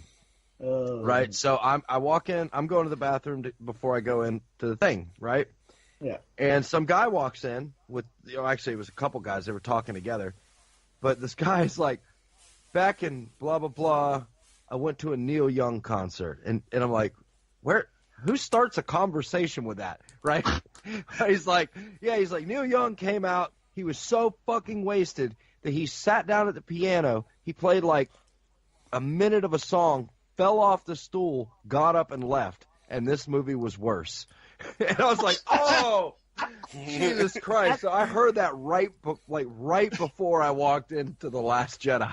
That is accurate. And I agreed with him wholeheartedly when I walked out of that movie. I thought it was just, I mean, it's so polarizing. Like, it seemed like for a long time, everybody who was willing to publicly say something on Facebook, it was always positive. Right. And I'm like, there's got to be some other people that hated that movie as much as I did. Oh, we hated it. And my buddies I went with, we all hated it. You know, so. I mean, am I wrong that they made Luke Skywalker look like a flaccid penis? It was awful. Sure. I was like, ruined it. They ruined Luke Skywalker. They ruined it all the way going back. It just, the whole thing is done now. I was telling Sasha last night that the way the Last Jedi ruined, for a lot of people, it was so polarizing. How much you want to bet that the fans that Last Jedi pissed off, when Avatar comes out, they're going to see Avatar first before they ever are willing to see another Star Wars film again? Probably. Yeah, I think Solo might be able to save it. I don't know. I thought Rogue One was fantastic. I really Rogue One did. was great. Yeah. Best Star Wars movie. So I'm thinking that it's just going to be all the main plot ones are going to blow. They're going to all be horrible. But these side ones might be great. So we'll see. Well, they had that. I was watching a video today on YouTube. I was thinking of bringing it up on the show. How one of the people that was going to be directing Episode 9, he left production out of some people were saying that he left due to the fact that he was unbearable to work with, and other people said he was fired not because of that, but because he was very polarizing in regards to how he hated The Last Jedi, and that everything should be rectified. And the folks the up and ups behind Star Wars wanted, liked how The Last Jedi was and how perfect it was. It was, you know what it was, and it actually say it. It inspired Release me. the hate. It inspired me to Release the rewatch hate. one of my favorite shows of all time. It was a shitty Battlestar Galactica with the shittiest chase scene of all time. I mean, how reminiscent was that? They're like barely outrunning them, Yeah. And I'm like, this is shitty Battlestar. They're ripping off Battlestar. And why does the Empire always put themselves in a situation where they have to slowly go towards something, or it's always a countdown? The worst part about that slow chase was the fact that people got off the ship and went somewhere else and came back to the chase. Yeah, it's like, if they could do that, why didn't they all do that? Or Just all leave. They're like, oh, well, we're out of fuel. Okay, well, why did Laura Dern not just tell Poe her plan? Right. That would, really, just be like, oh, yeah, no, we're going to do this. I'm not an idiot. Oh, okay, yeah, that's a good idea. Oh, cool. Problem solved. Problem solved. Also, by the way, Poe, don't sacrifice yourself for love. By the way, we're going to let this person sacrifice herself. Wait, what? Oh, by the way, you two, you go run off and do a subplot that goes nowhere. Absolutely nowhere. Yeah. Oh, and we're going to kill Princess Leia, but we're going to bring her back through magic. It was so... And Admiral Akbar's off-screen death. That was it pissed me off like when they killed Moody off in the Harry Potter scenes. Right. Like the owl got a death scene, and then they get back and they're like, oh, yeah, Moody didn't make it. Moody died. And you're like, what? What? Yeah.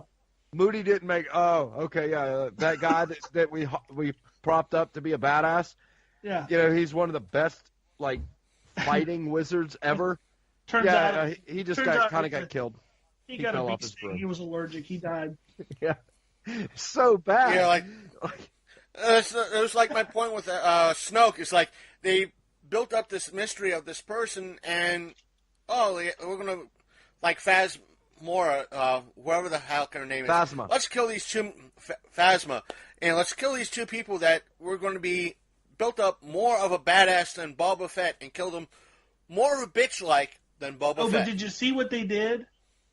They tried to double down on her death by releasing unreleased footage recently, where I saw that where she turns on her own troops because Finn basically spilled the beans that she was the one who let the gates down or whatever in the first one, and so she they all were kind of like, oh really, and then she was like, oh, better kill these motherfuckers before they out me, and I was like, yeah, no, it still doesn't redeem the fact that she was a terrible character. She was, and she didn't have to be. That's my whole issue with these new movies. Yeah. Is I don't understand why people love them. I sit there, usually I can at least figure it out. Right. I can be like, I know why I don't like it, but I can at least usually figure out why somebody else would like it. Right. And these, I'm like, do they just hate plot? Do they hate story? Do they hate character development? Because none of that is present. They're just a dumpster fire. It's nothing worth giving a shit about. I mean, honestly, Force Awakens, it had its moments where I was kind of optimistic, but then it all gets shot down later in the film. And just like this one started off okay, it's got some promise. Luke Skywalker ends up just being so disappointing and a fucking clown, and I'm just like, what? It was written so badly. And then he phones it in at the end. Really? That was so bad. He literally phones it in. Oh. I'll say this now. One of my major disappointments with Force Awakens, even though I enjoyed the film 100%, is that knowing a lot of the lore through various Star Wars fans, and here you had Chewbacca, in essence, go through that blood rage, and it was lackluster. Yeah. And it was well, you expect more from, what you know about Chewbacca or knew about Chewbacca, and all of a sudden it's you went from, building up a character that was, in essence, almost, I don't know, awesome, or I should say, to use a wrestling terms or names, he you made him look like the Undertaker, and right now he looks like John Cena. Yeah. It's just that aspect of this is awesome, and all of a sudden, really? No, why? Really? 5 moves, that's it? Yeah. You know what else is awful too is I don't fear the Empire anymore, at all. Like, really, Kylo Ren? I grew up with fucking Palpatine and Vader, bitch. Right. Like, are you kidding me? Right. And then what's the Admiral guy's name that was kind of calling the shots? I'll forget his name now. It's forgettable. Emo McWinenston? Yeah. I don't know. It's something like that. You know how much better they would have been if they would have went with Thrawn, like everybody wanted them to? Oh no, but you gotta kill the EU because these writers are better. Yeah. Like, really? So, Ryan Johnson is a fucking moron. Jesus fucking Christ. If they would have just done, the Timothy Zahn series like everyone wanted them to, it would have been just us, like everybody would have been satisfied. We all could have died happy. But no, they had to fucking ruin Saga. Done. It's done. I mean, I really expected. I was even to the point where I was so like despondent towards the end of the movie. I held out hope.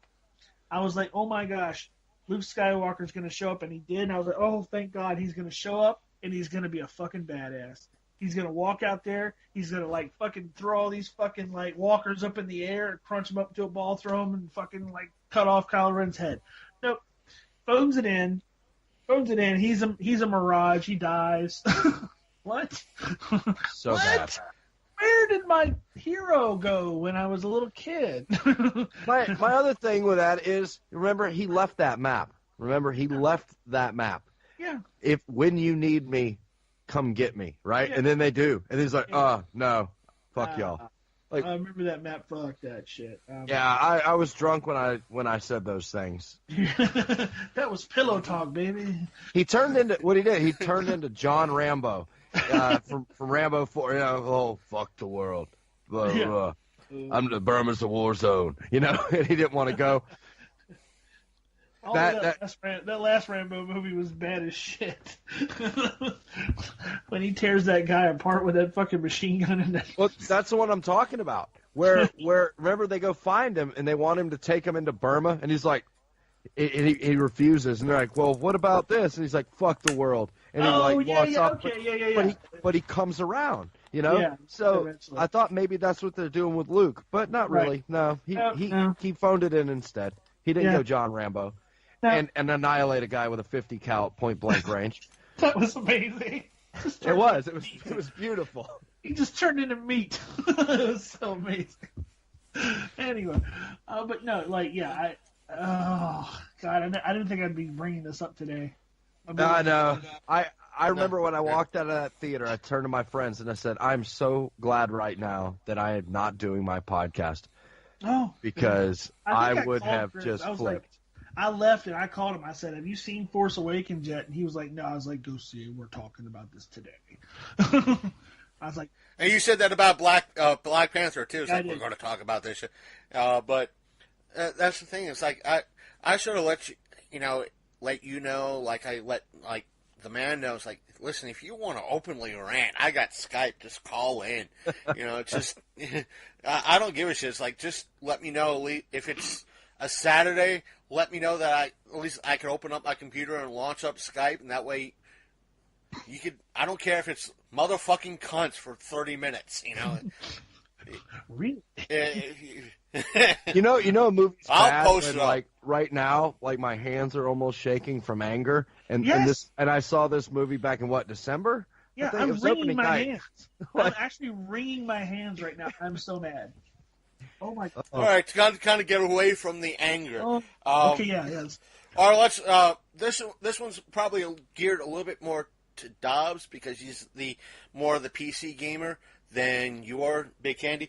I just found out recently that Fortnite. I don't know if you play Dobbs. I just got it. I played it for 10 minutes though. I've been trying to get Lonestar to play it, but he won't play it. I have to have space in my hard drive for my Xbox. Well, you would have got some space on your hard drive. Screw you, Tim. We need to play squads.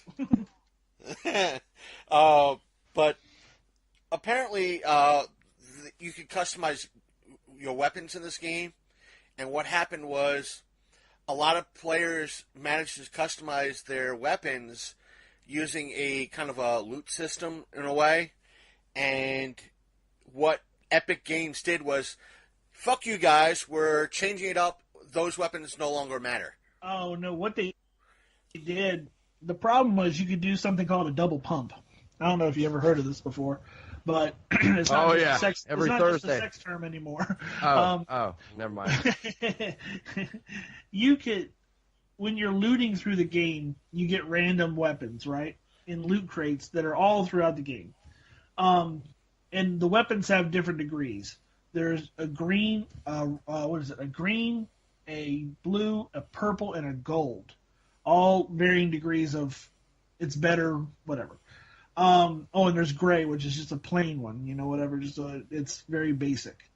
What people found out that you can do is if you put a pump-action shotgun and a pump-action shotgun next to each other in your inventory list, you can switch back and forth between them very quickly as you're playing the game. While you're firing at somebody, you can switch back and forth. So, in other words, you're shortening.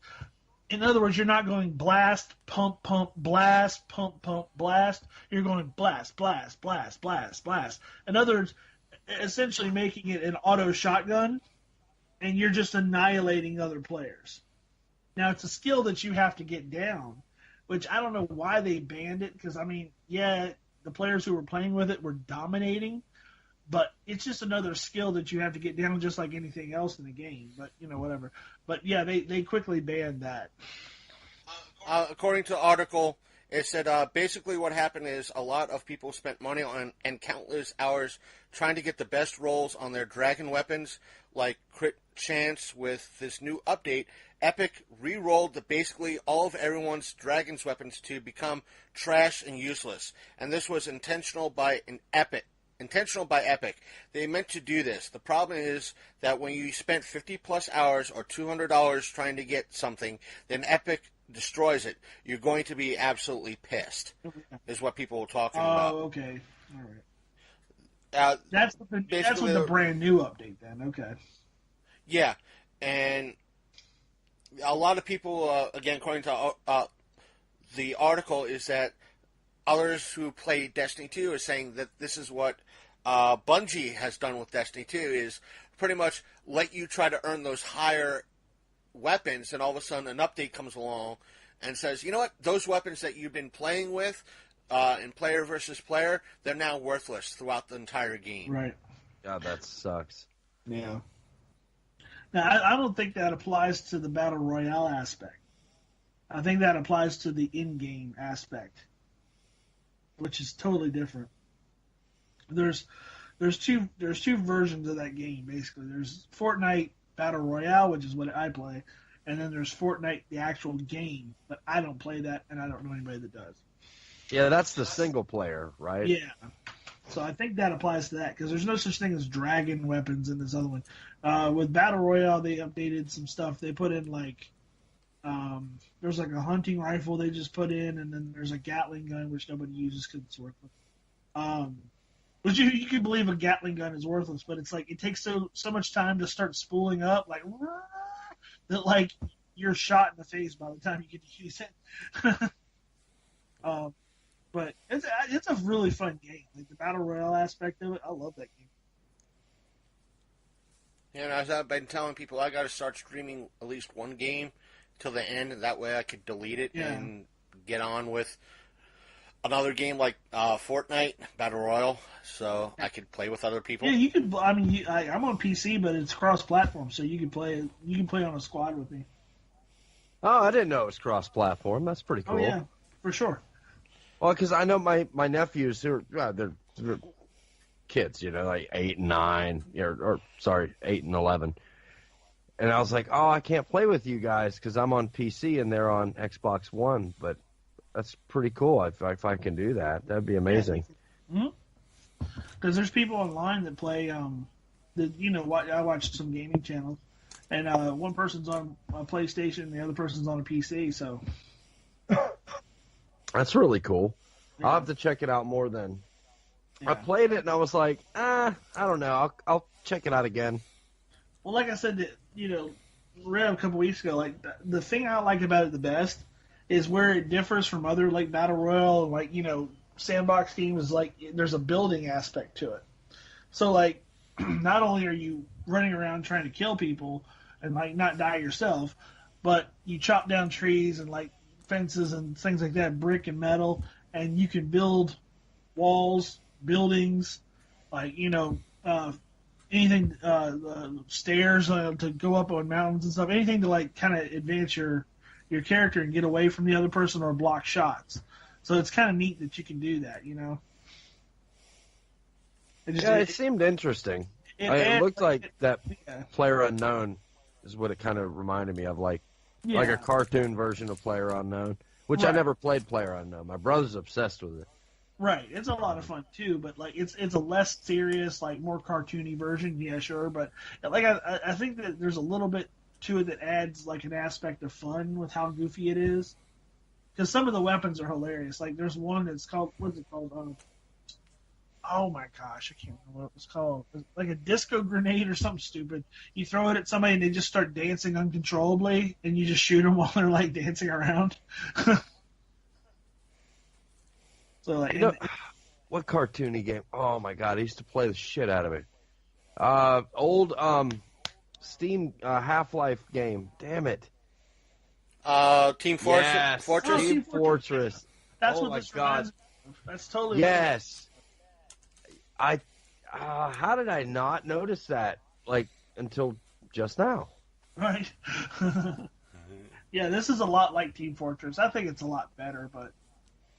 Everything's super customizable as far as the characters. I mean, if you want to spend money, it's like. But the thing is, it's not as expensive as other games that I've seen. I think they got like a package right now that's like 20. I want to say it's like if you buy everything, it's like $25, and it's like you get like 2 outfits and a bunch of new weapons and stuff. It's kind of neat, but. Yeah, I think I'm gonna go back to some Overwatch possibly. I miss it. I haven't played that in like a year now. I tried to get into Overwatch. I didn't, for some reason, I didn't like it. But it's been like, when I tried to get into it, the game's already been out for about a year. And it's not, it wasn't like me with like Call of Duty where I could just jump in and get better. And it's just like, there is no way in hell I'm getting better with this. It's like one day later after after Call of Duty's been out and everybody's already mastered the game, you're getting shot in the face every time you walk around. So you're a Christmas noob, basically. Yeah. I always love being on the other side of that. That was so fun. Just wait until Christmas Day and just wipe the floor with all the people that just got the game. That was my favorite. Oh, God, I miss that. But I'm not a good gamer. I'm a terrible gamer. I get shot in the face a lot. Like I try to be like I'm okay, but that's the thing is that when I was playing like Halo and Call of Duty with Dobbs and the man and the rest of the gang, I was better than average, but there were times that if I was just warming up, I was like, dear God, how do I suck? Why do I suck? I'm the guy. Why am I shooting you like 500 times and you're not dying, and you shoot me once in the face and I'm dead? Yeah. Hi, that's Call of Duty. Yeah. Welcome to Call of Duty. Hi, welcome to Halo. Yeah, that's me. That's totally me. 100%. And then I turn around and make maps in Halo to piss off people like Dobbs. Where everything is being thrown at you like garbage and. I've gotten better than that. Oh, I know, but I remember that map was pretty fucking hilarious. They won one time. Oh, Dobbs wasn't there for that. Dobbs was not there. No, I didn't play Halo. There was just a bunch of things that launched things, and then behind it there was a wall of things to be launched. And as soon as it went deep, deep, deep, go, all the things fell and just were randomly launched at your face on the other side of the map. So you just like kind of walk a little bit and you see this wall of crap being thrown at you. You're like, okay. And then there was the one with all the portals. That was the other one she had. Where just all the. But I gotten better with Halo Reach. I gotten better. Okay. I pissed off with that. I pissed off the man and everybody else that played with us. Because what I do is, Dobbs could understand the theory of Skyrim. If you could see it, you can get to it. So I'd make some maps, the bigger maps like that. If you could see a building in the distance, you can get to it. But I'm not telling you how. And the only other person that would know how other than me is the person that helped me make that map. And it would be the best building there with all the sniper weapons and everything else, and people would get pissed off at me. It does seem kind of unfair. I mean, I'd only tell if I'd tell someone like you, Dobbs, and maybe one other person. That's it. It's like, if you can see me walking that particular way, that's how you should be going. Other than that, I'm not telling. I'm going to have some fun. Big Candy knows about the whole aspect of who's in my spot. Not me. Pink. Done. Yeah, it's been a while since I played like a really decent squad game. That'd be fun to get everybody on Fortnite and do an awesome squad night or something. But to kind of move things along, let's jump back. Let's go a different route. I read recently, I think I shared it on our Facebook page, that with Toys R Us closing its doors within the next few weeks, Mattel and Hasbro are feeling honestly, according to the article, they're feeling the effects in regards to this. Sasha posed the question is, when was the last time both of you were in a Toys R Us for any particular reason? That wasn't for nostalgia. About 2 weeks ago. Let me guess, for the 3-foot monster? Yeah. He just wanted to go to toy stores or we went over there. Just to look around? Yeah, well, yeah. We did we buy anything? I can't remember if we bought anything. I know we annoyed the crap out of the people because I kept hooking up the battery on the Power Wheels.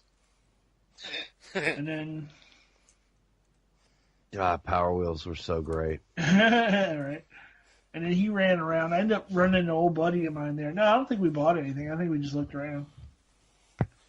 That sounds like a lot of people going to Toys R Us over the past couple of years, going around to look at stuff, and the collectors, that collect the Star Wars stuff, the Transformers stuff, the other action figure stuff. They're going to Walmart. They're going to Target. They're going to CVS, ironically, for some of the stuff, but they're not going to Toys R Us to buy stuff. So I don't know why Mattel and Hasbro are feeling the effects, but I guess Toys R Us was their biggest buyer. Maybe. Well, I mean, the thing is, and I would suggest that Toys R Us doesn't know their audience, is like they do fine with like the little kid stuff, all the little like preschool stuff and all that things, but kids right now are more into laptops and nabbies and tablets and Switch and all that stuff like that. Kids don't play with a lot of toys anymore. I mean, they still like toys, but they hold their attention for about 3 seconds. And having one myself, I know this to be true. Like, I can buy him a toy tomorrow, and he'll put it down and he'll never pick it up again. I mean, that's just the sad fact. Kids, they don't need toys now. They have a Nintendo Switch. They have a Roblox on their tablet. They have, Five Nights at Freddy's. They have all this other stuff that they could be doing or watching or, even going outside as opposed to staying inside and playing with little plastic figurines. That's our stuff. Like, so, when you think about, like, Toys R Us, like, they have all these collector toys and stuff in there. Yeah, but they're overpriced. 2, like, all the collectors have already been in when they came in and got everything that was worth anything, and leaving just basically the junk, and nobody wants the junk. So, like, you basically have an overstock of toys that nobody wants that sit there on the shelves for months. I can tell you right now, the last time I went in there before 2 weeks ago was probably 3 or 4 months ago, and it was the same stuff. The exact same stuff, almost in the exact same spot. From where yeah, it that was sucks. last. And so that means nothing's moving. I mean, I'm sure they make money, okay, but it's not from any of the like action figure aisle. So like Hasbro and Mattel. Apparently, they did not make money because they're going bye bye. Right, exactly. But I'm saying like they make enough probably from like the preschool toys and the half naked moms. What my wife was chiming in the background. Oh my God, yeah, because we were in there and there was this woman in there. She was wearing an exceptionally short skirt, and we were both like, inappropriate. But no, and I mean, I think they probably make money off of the Power Wheels and maybe the bikes and stuff because those seem to be moving. But like all the collector toys and the like action figures, there's no way they're making money off that stuff. God, man, that place used to be awesome back in the day. Oh yeah. Oh. I know a buddy of mine. The last time he was, I want to say a buddy, a coworker of mine. The last time he was in Toys R Us was when the Nintendo Super Nintendo Classic Edition came out. Right. When it first came out, it was he went to Toys R Us and got it and walked out. Yeah. And that was it. That was what, 4 months ago? Yeah. Close to it. And I don't think he's been back in since. No. I mean, there's no reason. I mean, I like even my kid. Like he'll go in once, but then he won't talk about it anymore. You could probably take him in there twice a week, and he wouldn't care. I mean, there's so much stuff for him to pick up, but it's like I said, he'll pick it up, he'll look at it, and he'll put it right back down. Or like if he gets it, and he'll beg me to get it, he'll get it home, and be like, "Man, I'm gonna play Switch now." It's like I just spent. Yeah, gone are the days of like what the three of us would do. Is like. You went to Toys R Us. It was like, oh my God, what did I do right this week? Hell yeah, man! Sure. It's just a different kind of kid now, and they didn't change quickly enough with the times. If you ask me, like they should. Not to mention, as you said, you could go to. Why do I have to? I have a high speed internet connection. Why do I have to leave the house? Absolutely. I have Amazon. I got eBay. I could have it here tomorrow. Yeah.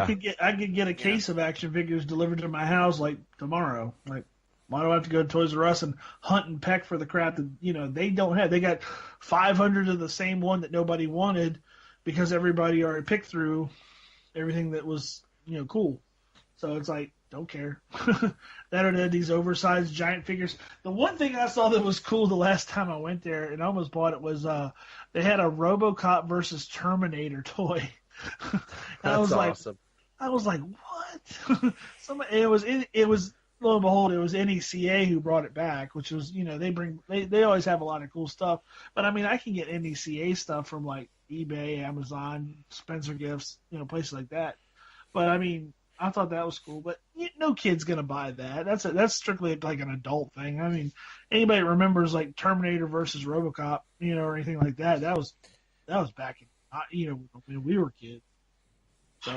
I know we talked about this back in the Electric Eye days. I don't know if I posted up the episode or not, but we got into the aspect of with action figures nowadays, it's just a statue. That's all it is. Right. Back when we were kids, they had like 38 points of articulation. You could move them 15 ways to Sunday. They had kung fu grip. Weapons up the wazoo. It's the reason why they're worth stuff, because you played with them and you lost the weapons. Now they're not worth anything because they stay in the package. Yeah, it seems like anything worth a damn now is made to be collected. Right. Exactly. Right. So I miss that. It's never going to actually reach any kind of tier where it's collectible. It's the story of baseball cards. Once somebody found out baseball cards were worth something, they made too many of them. So now they're not worth anything. Or the aspect of, here's going with the baseball card aspect of things. Like you and I, again, Big Candy talked about. It's like, hey, I'm going to buy this stuff off of Avon. They have a limited run of baseball cards or hockey cards. But they're not worth anything because nobody's buying them. Nobody wants them. There's no market for them. So, yeah. It's just like any collector stuff now. Like you said, it's just made for collectors. And it's very hard to find actual collectability. The last thing I remember that actually had actual collectability, there was a GI Joe set that came out back in 2006 or 7, maybe 2008, that they had accidentally done a different design on Storm Shadow's dog. And so there was one that was all black and one that was all gray, and one of them, I can't remember which one, was like limited or something. So it ended up being like $300 figure, and it was an actual collectible. That's what I remember being like worth. But it took a mistake for that to happen. Right. I mean, it's the same mistake like, with the Star Wars figures from back in the day when they gave somebody a vest instead of a cape or whatever. It's the same kind of stuff that collectors look for down the road, the actual collectability, like, oh, this is rare. It actually has the right pieces or the wrong pieces on it. You know what I'm saying? So, but anything else, it's like, oh, well, it's limited edition. Oh, to how many? Oh, 30,000. That's not limited edition. Yeah, or like, what was it I bought? I don't like pops, personally, but I do have a couple. Right.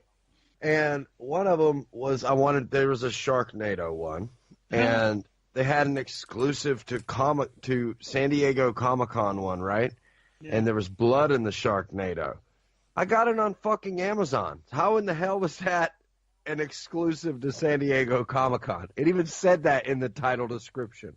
Well, when I was at Toys R Us the other day, they had it was an exclusive, like, what was it, like Tampa or somewhere Comic-Con exclusive Five Nights at Freddy's pop. And I was like, well, what's it doing here if it's exclusive to a con? But it was like there for sale at the actual Toys R Us. But the thing is, what I found out through various collecting groups on Facebook is that sites like Toys R Us, Walmart, and especially Amazon, which started it all, that it's not no longer exclusively Amazon or exclusively Walmart or exclusively Target. They're allowing independent sellers to come in.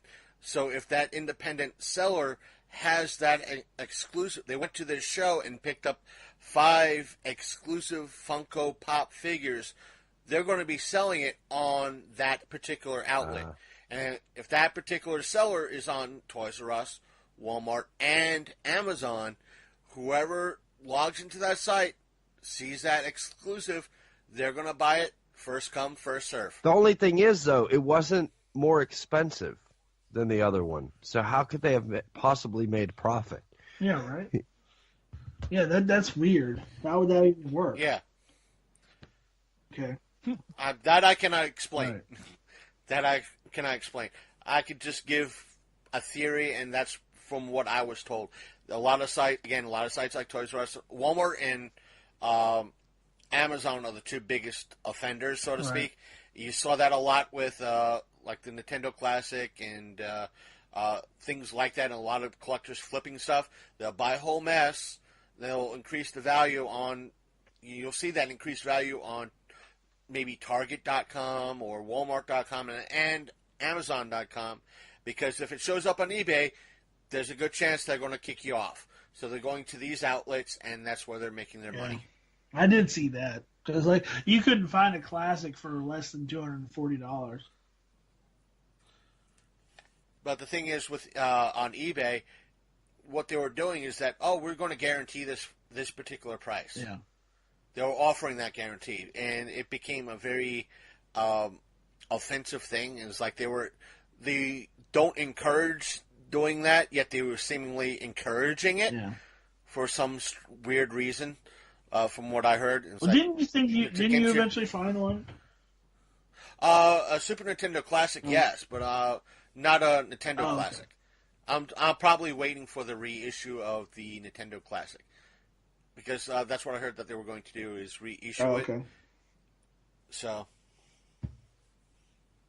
and to a little bit move on a little bit, what came out today, I got a weird or an odd response to it, and that was it was the test results for Deadpool 2 were leaked. Oh. From like the screen, you know how they have a test audience watch it before that the results were leaked, and the results said that no one liked it. The best scenes that were in the movie were the after credits scenes. Wow. And the story didn't really start until maybe about 45 minutes to an hour in. And it was this big haboo about it. And what was really ouch odd is that the reply I got, because everything I put up on our Facebook page goes to Twitter, the reply I got was from one of our few people that kind of responds to us. He is one of these people that doesn't listen or doesn't really pay attention, but he responds to anyway. He said, "Well, this is Disney's fingers in the mix." I had to respond like, "You do realize Disney does not own Fox yet, right? They have to go through the Federal Trade Commission before it's approved. This, if it is bad as they say, this is all Fox's fault, not Disney's." And I think, well, if it's true, then I think it's probably the producers going to the well one too many times, if you know what I mean. right. Like, they probably, said, "Oh, we found magic." And they're going to go back. Dobbs, did you see the Deadpool movie, the first one? Yes. What'd you think? Yes. I really enjoyed it. I did too. And I'm superheroed out, and I still enjoyed it. Right. So it was more of a comedy aspect of a superhero movie, and not so much like a superhero movie with a bunch of punchlines. So I liked it in that aspect. But I think that if people genuinely didn't like the new one, it's probably because it's too much. It's like, they went in expecting Deadpool, and they got Deadpool, but they got Deadpool on crack probably. And it's probably there's probably a lot of... Did it give any reasons why? Because I'm thinking there's probably a lot of sexual humor in there that made people uncomfortable. And... let me pull it up. Because I know they went as far as they could go in the first one, as far as the vulgarity, and they thought that they could probably go a little bit further in this one. I'm willing to bet, and it probably was too far. My thought was that in regards to something like this was, I think, the same thing I told Sasha last night in regards to Force Awakens, that it came in strong and left stronger. Therefore, with the sequel or the second one out, aka Force Awakens, not Force Awakens, The Last Jedi, they got too fucking cocky with what they had, and it just fell flat. So thus, it could be the same, if true, the same problem, that here was a hit on their hands. The bar was immediately set so damn high that everybody was expecting A game, and here it is, the C game. But let's see if I could bring it up. You think they threw it together too fast? Right, or let's see here. The article says it's reported that Fox Studios test screened Deadpool 2, and the movie isn't good. The person on Twitter, let's see what a series of tweets. Fox screened Deadpool 2 tonight, not Dark Phoenix again, and yikes. First reaction wasn't what I expected to hear, Conrad said. Conrad continued to mention of what he heard was bad about Deadpool 2. About a half hour longer than the first movie, no plot for a good chunk of it. Vanessa is wasted. Credit scenes are the best part of the whole thing, he said. And he says, it goes on, Conrad was then asked by another Twitter user, but how can they have Cable and Domino but no plot? And he responded with an animated GIF of Deadpool from IGN, a site he used to write for, and it's Deadpool riding the rocket ship back and forth, and it says here, Conrad was asked again if Deadpool 2 is any good, which saw him reply, no. Ooh. And another Twitter user remarked that, I thought they had so much faith in it. Conrad responded with, they don't test 2 months from release if they did. Wow. And Conrad goes on to say Conrad even retweeted an anti-Ryan Reynolds article from another site as Deadpool director Tim Miller was let go reportedly over creative differences with Ryan Reynolds. Really? So, yeah. I can see that too. But it's really funny. Like I think that the TV spots and the little shorts that they've been doing leading up to it have been really funny. Like, I mean, really funny. Like the one with the phone booth was hilarious. The one with the Bob Ross thing was hilarious. I don't know. I don't know if people just didn't find it funny, or if it was like, the introduction of the Cable character is going to be weird. I don't know. It's hard to say. Maybe the movie took itself too seriously. Who knows? Yeah. I'm still going to watch it. Dobbs, do you have any intake on this, or else we're going to put on some dead air? Oh, dead air. Dobbs, are you there? Hello, Dobbs. Dobbs. He has passed out drunk. Yep, Dobbs has passed out drunk, folks. We don't know if he's still alive or on the phone or if he could hear us or not. So until he chimes in, nope. I don't know if he's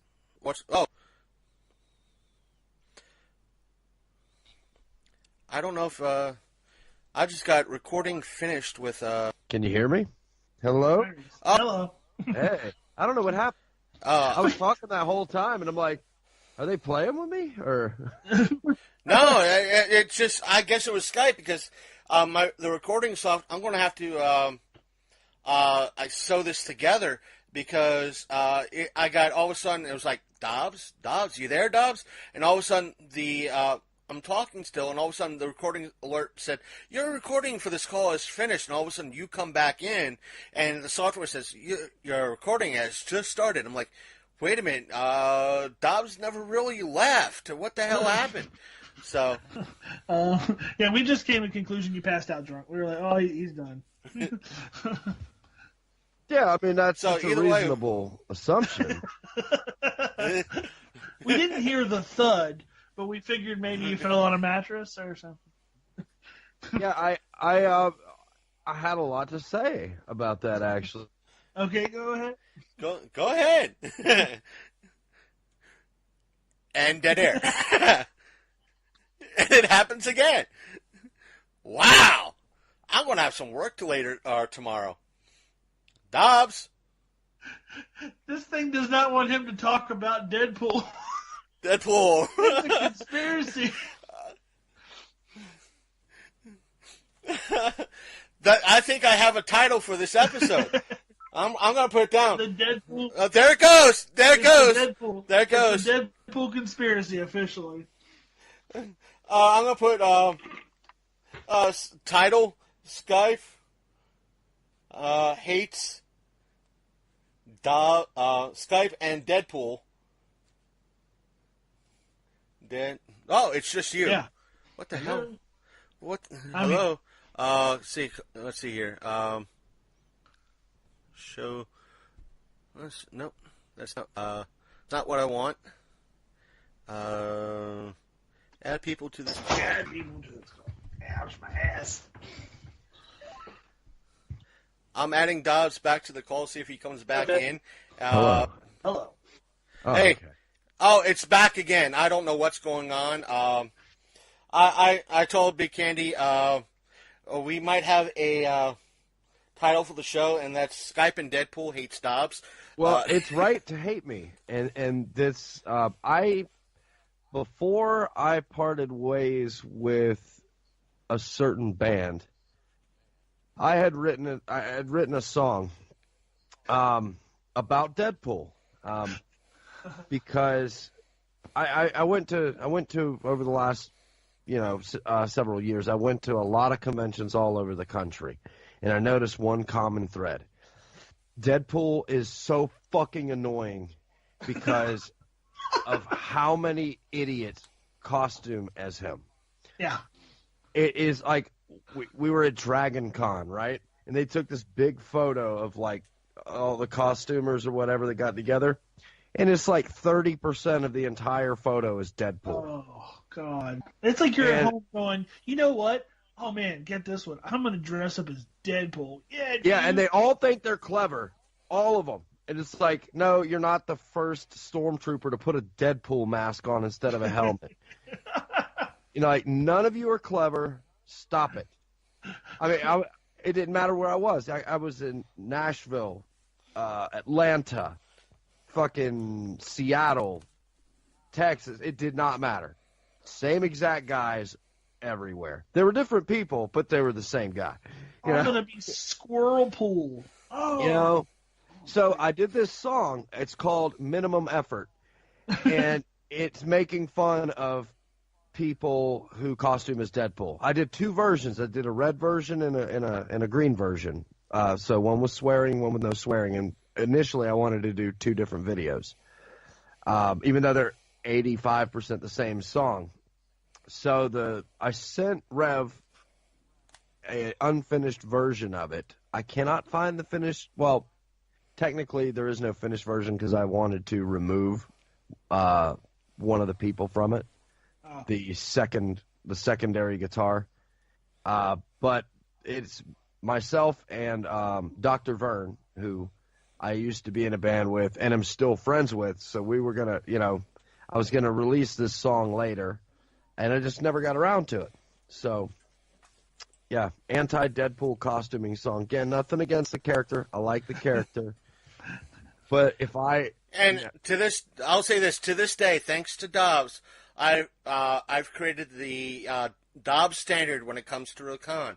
If a con is good, it'll have the Dobbs standard, which means it would have one cosplayer at least cosplaying as Deadpool, one cosplayer at least cosplaying as Doctor Who, and another cosplayer at least cosplaying as Slave Leia, because these are the lowest common denominators that everybody seems to do. I actually initially, when I was writing... And Harley. Harley. No. You're going to laugh because there is pretty much all of those get named in this song. Because I wrote down a bunch of the ones that I saw. I wrote this song in Seattle. I did not like Seattle, other than the fact I was going through a bout of anxiety, which I know that Rev has had issues with. Right. Anytime I'm going through a bout of anxiety, I don't let myself drink alcohol. Right. So for an extended period of time, a few weeks, I was not allowing myself to drink alcohol because it was just upsetting my anxiety. Right. Well, I'm in Seattle. Weed's legal there. And I get talked into, hey, let's go to the weed store. Yes, that's a real thing.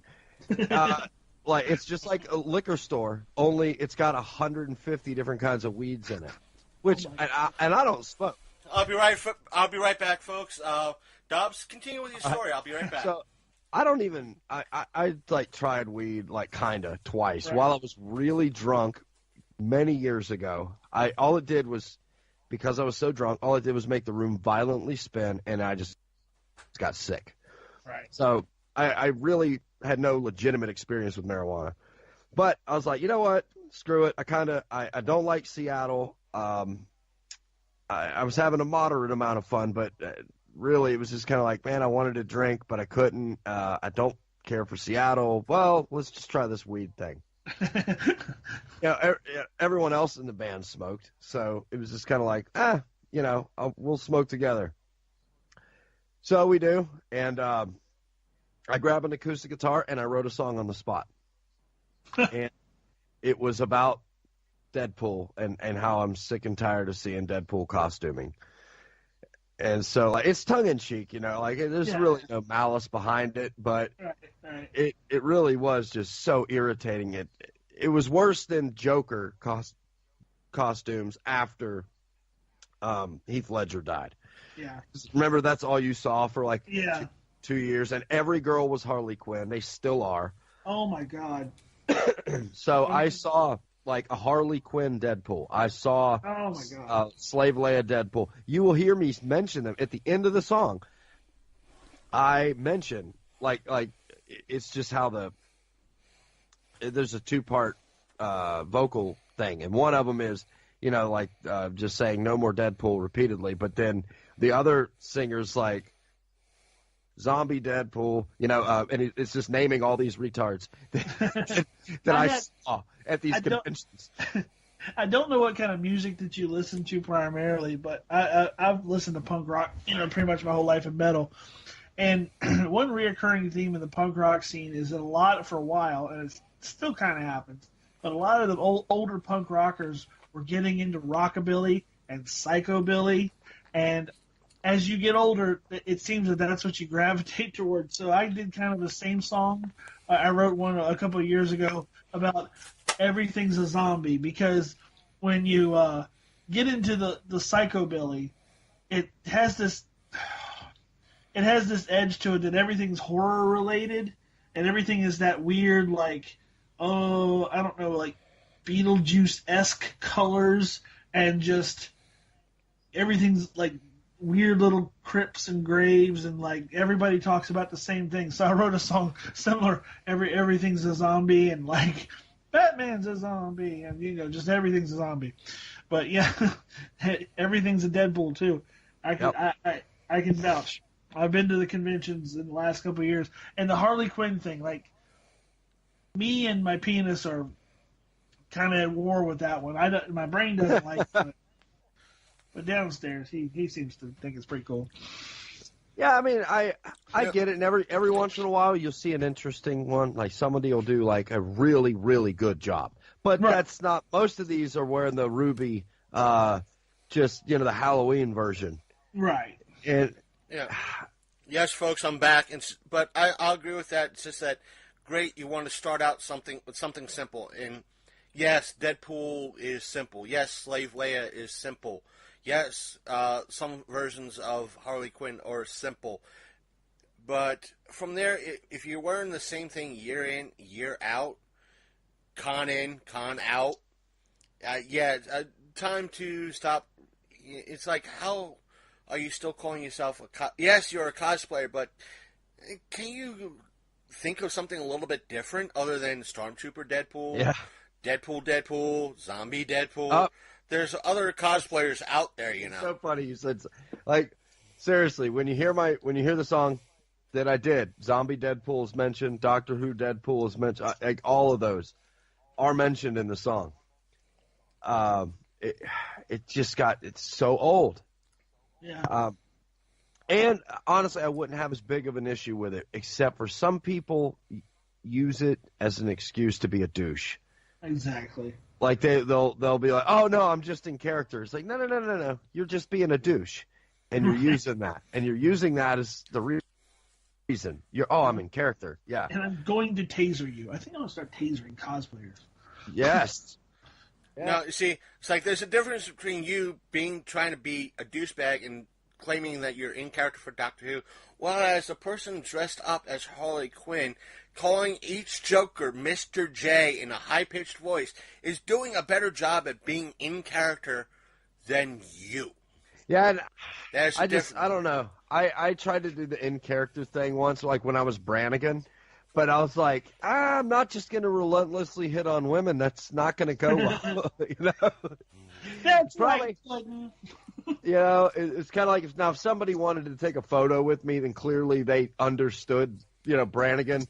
I might, like, not, like, say something horribly inappropriate, but I might, kind of joke about, I forget, I had his book of pickup lines. Because he had one in the show, and anytime he said a pickup line in the show, I wrote it down in that book.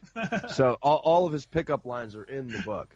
So I would open the book and read from it, and I would, one of the more innocuous ones, and like usually, obviously, they'd laugh because they'd remember it from the show or something. But that's as far as I would go with in-character thing, and it was usually only if somebody directly came up to me and wanted to take a photo. Like, I wasn't just in character the whole day. It was just kind of like every 2 minutes every once in a while. Now, what would be good is if I dressed up like Harley Quinn and I didn't shave. Beard and all. that went around Orlando cons for a couple years. Everyone was doing gender reversed. Oh, no. Everything. Really? Yeah, literally everything you could think of, they were doing the gender flip. Oh, Harley and Joker was the most overdone one by far. well, But there were some other. I'm about 350 pounds, so I think it's really Dude, excellent. I saw a dude that was a solid $4 as a 300 Spartan, and it was hilarious. It was, Did he paint the abs on?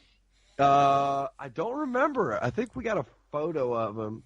I totally would have shoe polished some abs on my tummy. I can't remember. No, nothing beats the image-inducing vomit that I saw. When was it? I want to say 4 years ago, give or take. I was at Baltimore one year, and the guy was just dressed up in a loincloth. Oh, no. Just a loincloth. Not thick enough that he might have been wearing a Speedo underneath. Yeah. It was literally a string loincloth. Oh, no. I had to turn to the person behind me dressed as Elsa from Frozen going, I'm sorry I have to stare at you because of how that person looked. I don't want that. It wasn't no homo, but this was not a muscular Conan, looking fellow. This was a 60-year-old flabby-looking person that you don't want to see anywhere near a loincloth. So you're saying you would prefer a muscular, healthy young man? In a non-gay way, yes. Did I paint you into a corner here? Yes, you did. So, is there anybody that? And I'm surprised Dobbs is not eating up on this. Is he still? Did we lose? Yes, he's I'm still there. Honestly, I missed some of that. I dropped my phone and I was recovering it. The Rev was just saying he prefers the oiled-up young version wearing a loincloth as opposed to a 60-year-old man wearing one. In a non-gay way. In a non-gay way. I don't know how to respond to that. There's a preference there, so we're just going to leave it at that. Yeah, my preference would depend entirely on what day of the week it is, because I do all my old man fetishes on Wednesdays. So if it's a Wednesday, I'm going to favor the old man. And, to me, it's all pink in the dark, so we'll just go from there. Is there anybody that you can think of that, people don't cosplay enough? Anybody that you'd want to see somebody cosplay? Man, I always struggle with that. It was funny, I didn't see another Zap Brannigan until I did it. Right. And then I was I saw only one more Zap Brannigan at MegaCon other than me. And then there was, I saw two other ones at DragonCon. One of them was a female, and she was awesome. And I found a Zoidberg. Which that's one. I want to see more Zoidberg, right? Because I've only seen one, and I loved it. What about Zoidberg and Deadpool? God, no, no more Deadpool. That was my mantra. That was my mantra for years. Golly, I really regret not releasing this song. Because, I was trying to time it to where we would release the red and the green versions, kind of like how the Deadpool trailers were, red and green. Right. And I wanted to get the song released in time for the first Deadpool movie. Right. But it was beyond my control, so it didn't happen. And now here we are coming up on a second one, and I still haven't released the song. Partly because I want to try to remove some people from it, and it just be me and Dr. Byrne. But this is I'm more of a rock guy, metal guy, but this is a folk song. Oh, nice. It's just acoustic guitar. It's silly. It's really silly. Yeah. I tried to make it a little bit kind of catchy, and then I don't know. It's stupid. So I sent it to you guys. Y'all can do with it what you will. Y'all could play it on your show if you want to at some point. Oh, we should totally end the show with that like this time. Go for it. Nope, nobody. The only people that have ever heard this song ever are the couple of people involved in actually recording it, which again, 95% of it is, I don't know if there's drums in this version. actually. Dr. Vern, myself, and then two shitheads. And I don't know. I can't remember if the other guys are in there or not. I think they are. So, but the vocals are all me and Dr. Vern. I'm the only one playing guitar except for this one little noodly part. But yeah, like maybe 15 people have heard this song. All right. Now you could add another 30. Yeah. Right. Sweet. Yeah. But Uh, and I'll say if I'm able, if Messenger allows me to download it to the computer, and I'll snag it that way. And yeah, I could email it. depending, I did drag it to the messenger. I think that might have been what crashed my audio. Oh, okay. Oh, In retrospect, I'm wondering if that was it. I kept thinking it was just because you kept mentioning that you didn't like Deadpool in the movie. They're listening in. They're like, oh. I'm still going with that title, that Skype and Deadpool hate Dobbs. I think that's a great title. The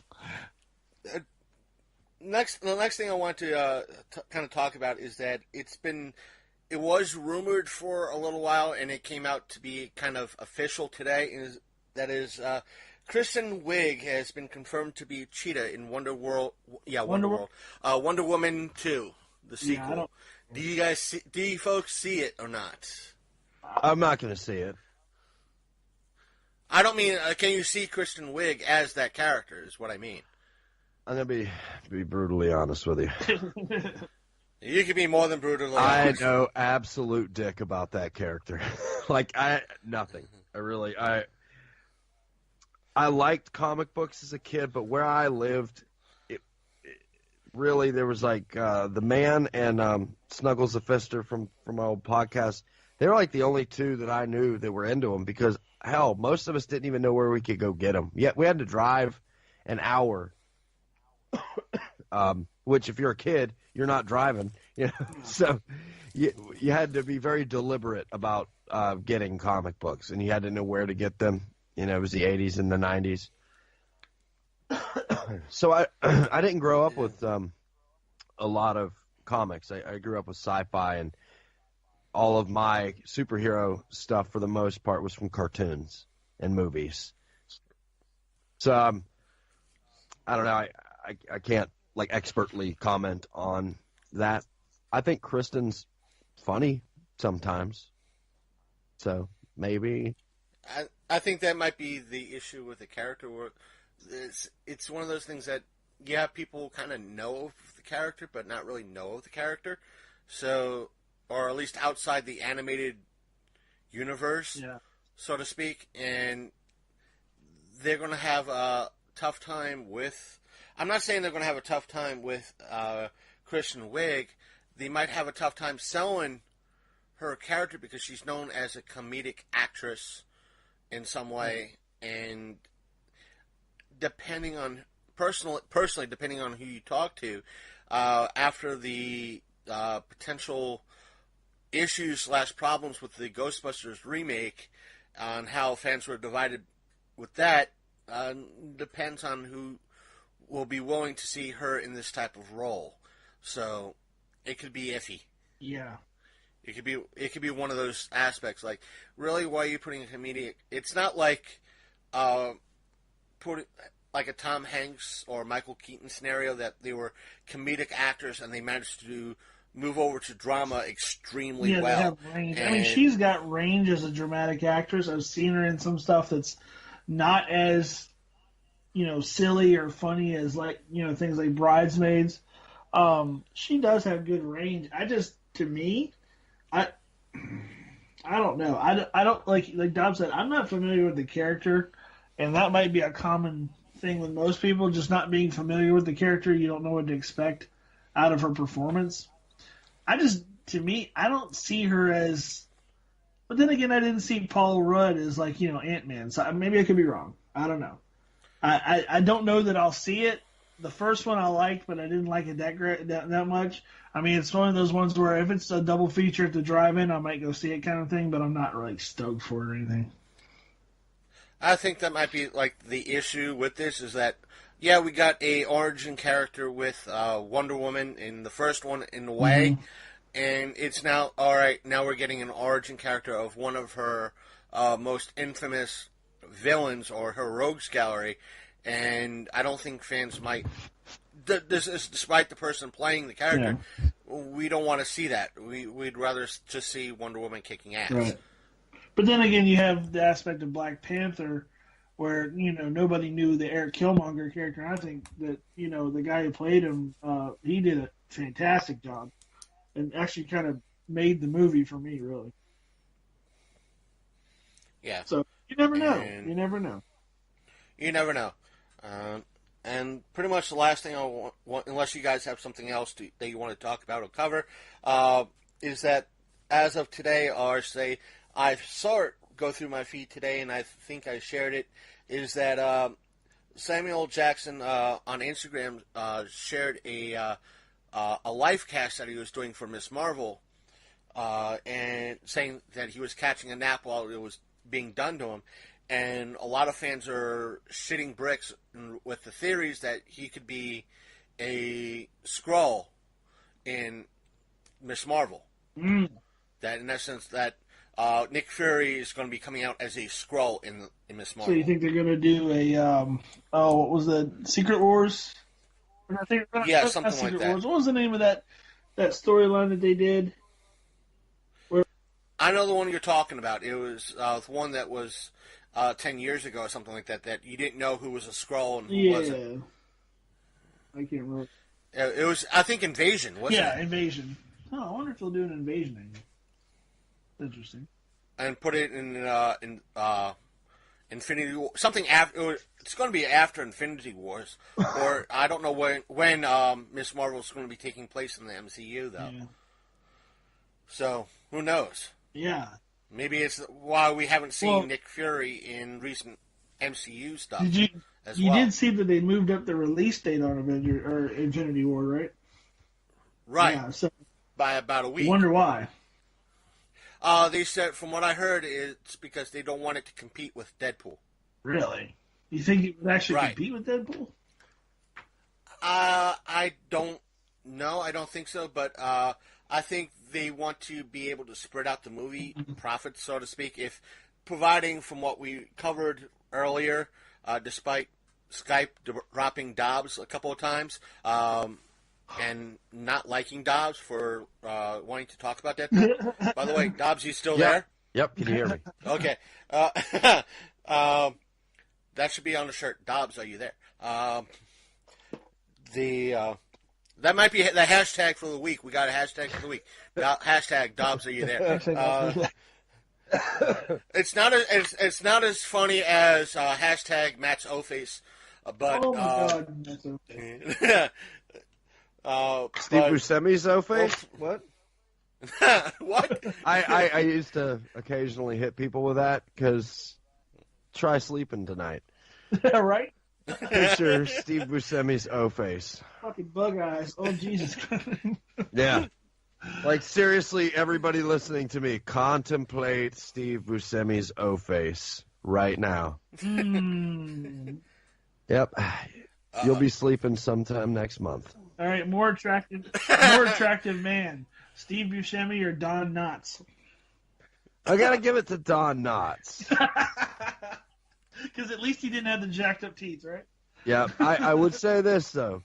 Buscemi seems like the kind of guy, though, that you'd want to have a beer with.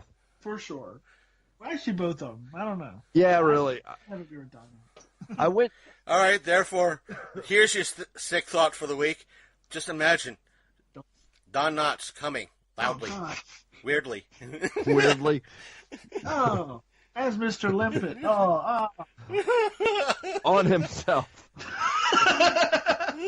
Like he missed. He got all over himself.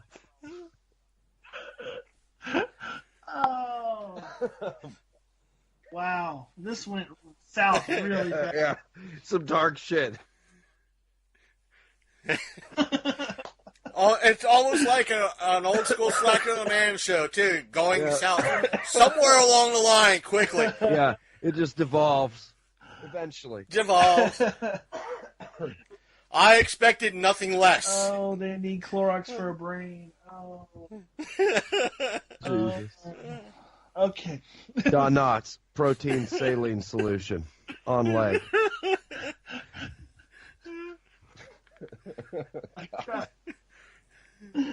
Oh my God, Don Knotts.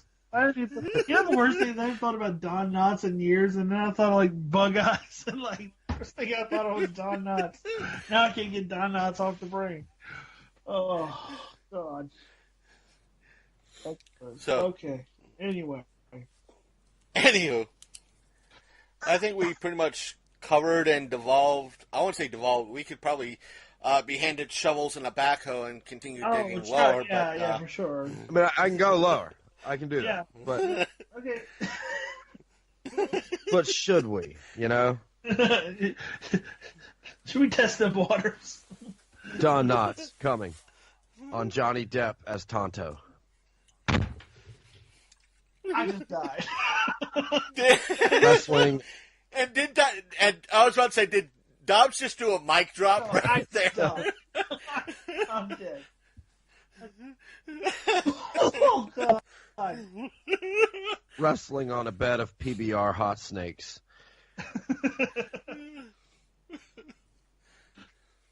Oh my God. That's just okay. Yeah, that's gross. PBR hot. PBR Hot snakes is just. Don Knotts giving Steve Buscemi a facial. Oh. No. That's pretty heinous. There you go. Oh man, now. Sweet dreams. Screw you guys. Screw you guys. It's going to take a lot to scrub that out of my With head. Looney Tunes playing in the background. Oh. An interesting angle. And it's after midnight. I might have to actually finish that bottle of rum just to get it out of my head. All right. You should. I think we're going to call it this. Yeah, we're going to call this episode right now and see if probably tomorrow, depending on how everything falls, I'll check the saved files. We're going to, unless everybody has something else that they want to bring up and discuss. No, I'm good. All right. I got it all out with All that right. Don Knotts shit. I'm going to sleep like a fucking baby tonight. It's going to be great. Oh my God. Welcome back, everyone. I hope you enjoyed that little call in this episode so far. I still have that special treat to give to you that Dobbs sent us and everything else. But before I get into that little song that Dobbs sent us, I just want to let you know you could always contact the show by emailing us at longcoatmafia@gmail.com. That's right, our email address is longcoatmafia@gmail.com. You could also contact us on Facebook by going to our Facebook page, which is facebook.com/The Longcoat Mafia Podcast, and send us a message that way. While you're there, don't forget to click that like button. And we share news stories and what we might be planning on doing down the road, and where we'll be going and where we have been. And we occasionally drop some live videos there as well. And we do have a Twitter handle. It's Longcoat Mafia. We do post updates there and promote our current show when it drops there as well. And we do interact with a lot of our audience there as well. And follow us there. So while you're there, please click that follow button. And if you are more inclined to be on Instagram, our Instagram handle is Longcoat Mafia as well. So give us a follow there. We do post a few funny things there, and every time we go to an event, we do take pictures and post photos there as well. We are on Vero, which is the new app that's kind of like Instagram, but maybe a little bit better. But it's still very finicky, so just look up the Longcoat Mafia Podcast and just click on either the follow or acquaintance, whatever they want to wish to call following on that particular app. And what else? If just to let you know, if you're listening on the website and you wish to listen to us on the go, we are available on the Podbean app. We are available on Spotify. We're available on the Stitcher Radio app. And as well, we are, if you don't prefer those, we are on the Apple Podcasts app and on the iOS. And we are on Google Play Music. But if you prefer more something along the lines of the desktop, we are on iTunes, and you can always download our shows via our main website, which is thelongcoatmafia.podbean.com. So that being said, so always check out our past episodes. Our full archive is on our website, dates back all the way to the start of the show, where we might not have had the best audio, but we had the greatest content. And so please check us out. Again, that website is thelongcoatmafia.podbean.com. So before I continue, let me just give you that so special song that Dobbs sent us right here, right now.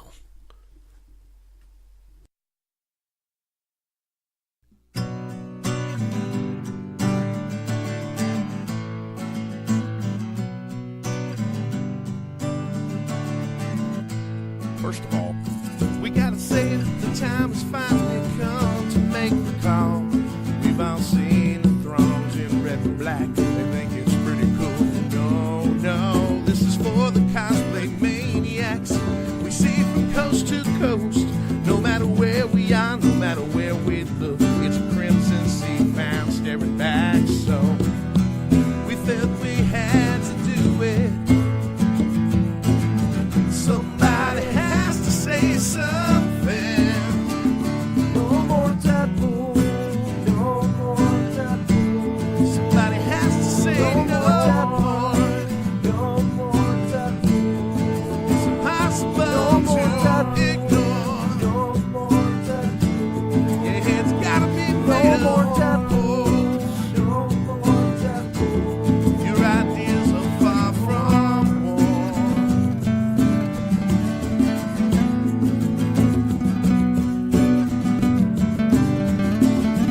This part's true. We've been all around this great big land, from sea to shining sea. The Big Apple, Music City, the Big Easy, and the Emerald City. But it's all the same no matter where we go. If you think that there's something original left, well, I'm here to tell you you're wrong. Like Nancy said, just say no. No more Deadpool. No more Deadpool. Get off your derriere. No more Deadpool. Don't you people even care? No more Deadpool. He's everywhere. He's everywhere. I used to lie. This conversation has run dry. Motherfucker! What, that's Natalie Imbruglia, dude. Did I leave the stove on? Man, really, guys, sing the fucking song. No more Deadpool. No more Deadpool. Dead Mouse Deadpool, you're no DJ hero. Batman Deadpool, a major disgrace to Bruce Wayne. Baby Deadpool, don't do that to your kid. Pinkie Pie Deadpool, how flamboyant do you need to be anyway? Elsa Deadpool, let it go. 'Cause I'm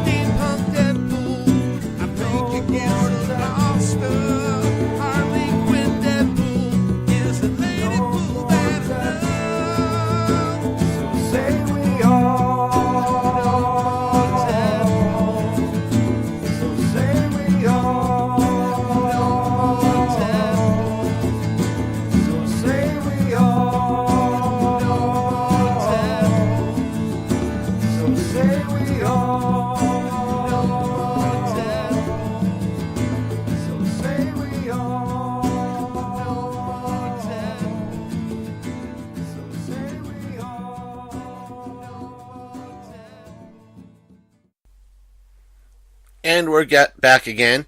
Hope you enjoyed Minimum Effort by Dobbs and his friend, Dr. Vern. So, as stated, we're kind of watching, as I'm putting this show together, WWE's Fastlane. And it's maybe a little bit more than an hour into the show, and so far we've seen the U.S. title change hands from Road to Randy Orton. It was an interesting match. Now it's getting into a kind of a three-way or the women's match right now. So whether or not I don't think we might be tagging on a recap at the end of this, or what we might think at the end of this. But right now it's kind of feeling like a Raw episode, but with a little bit more flair. But if at some point Nick Hunt wishes to call in or speak to us about Fastlane or further predictions as we get closer to WrestleMania and this coming April, he's more than welcome to do so. But for now, again, I'm going to close out this week's episode. And again, if Nick wishes to call in and talk to us about Fastlane, he's more than welcome to do so. I'll put it in next week's episode. It'll be great content for next week. But if he so chooses to call in, if not, no worries. Like I said, I'm going to close out this week's episode. It's been one hell of an odd episode, and I wish to thank Dobbs for calling in and being a part of our program. It was so wonderful to have Dobbs back on air with the podcast, and we are so happy he chose our wonderful little show out of West by God fucking Virginia. So, that's it. I'll see you guys next week, and again, thank you, Dobbs, for being on our show. You're more than welcome to come back to rant, rave, talk about various things. It's all up to you. We'd be more than happy to have you on again and again. Thank you for that wonderful song. And if you guys and gals enjoyed that song, please email us at longcoatmafia@gmail.com or message us on Facebook or Twitter. Our Facebook page is facebook.com/The Longcoat Mafia Podcast. Our Twitter handle is Longcoat Mafia. So either way, just email us, let us know. If you wish to share any of our posts, please do so. Share us on Facebook, share us on Twitter. Hey, let us know on Instagram whether or not you want something from us to share on Instagram. And yes, we live near a train station, and what you hear is a freight train going by. So again, I can't really say see you guys next week, but till next week, I hope you enjoyed the show, and stay tuned at all our locations. Again, our main website, which is thelongcoatmafia.podbean.com, our Apple Podcast / iTunes, if you choose that route, Google Play Music, Spotify, Podbean app, and Stitcher Radio. And good night, folks. Take care. See you next time on the Longcoat Mafia.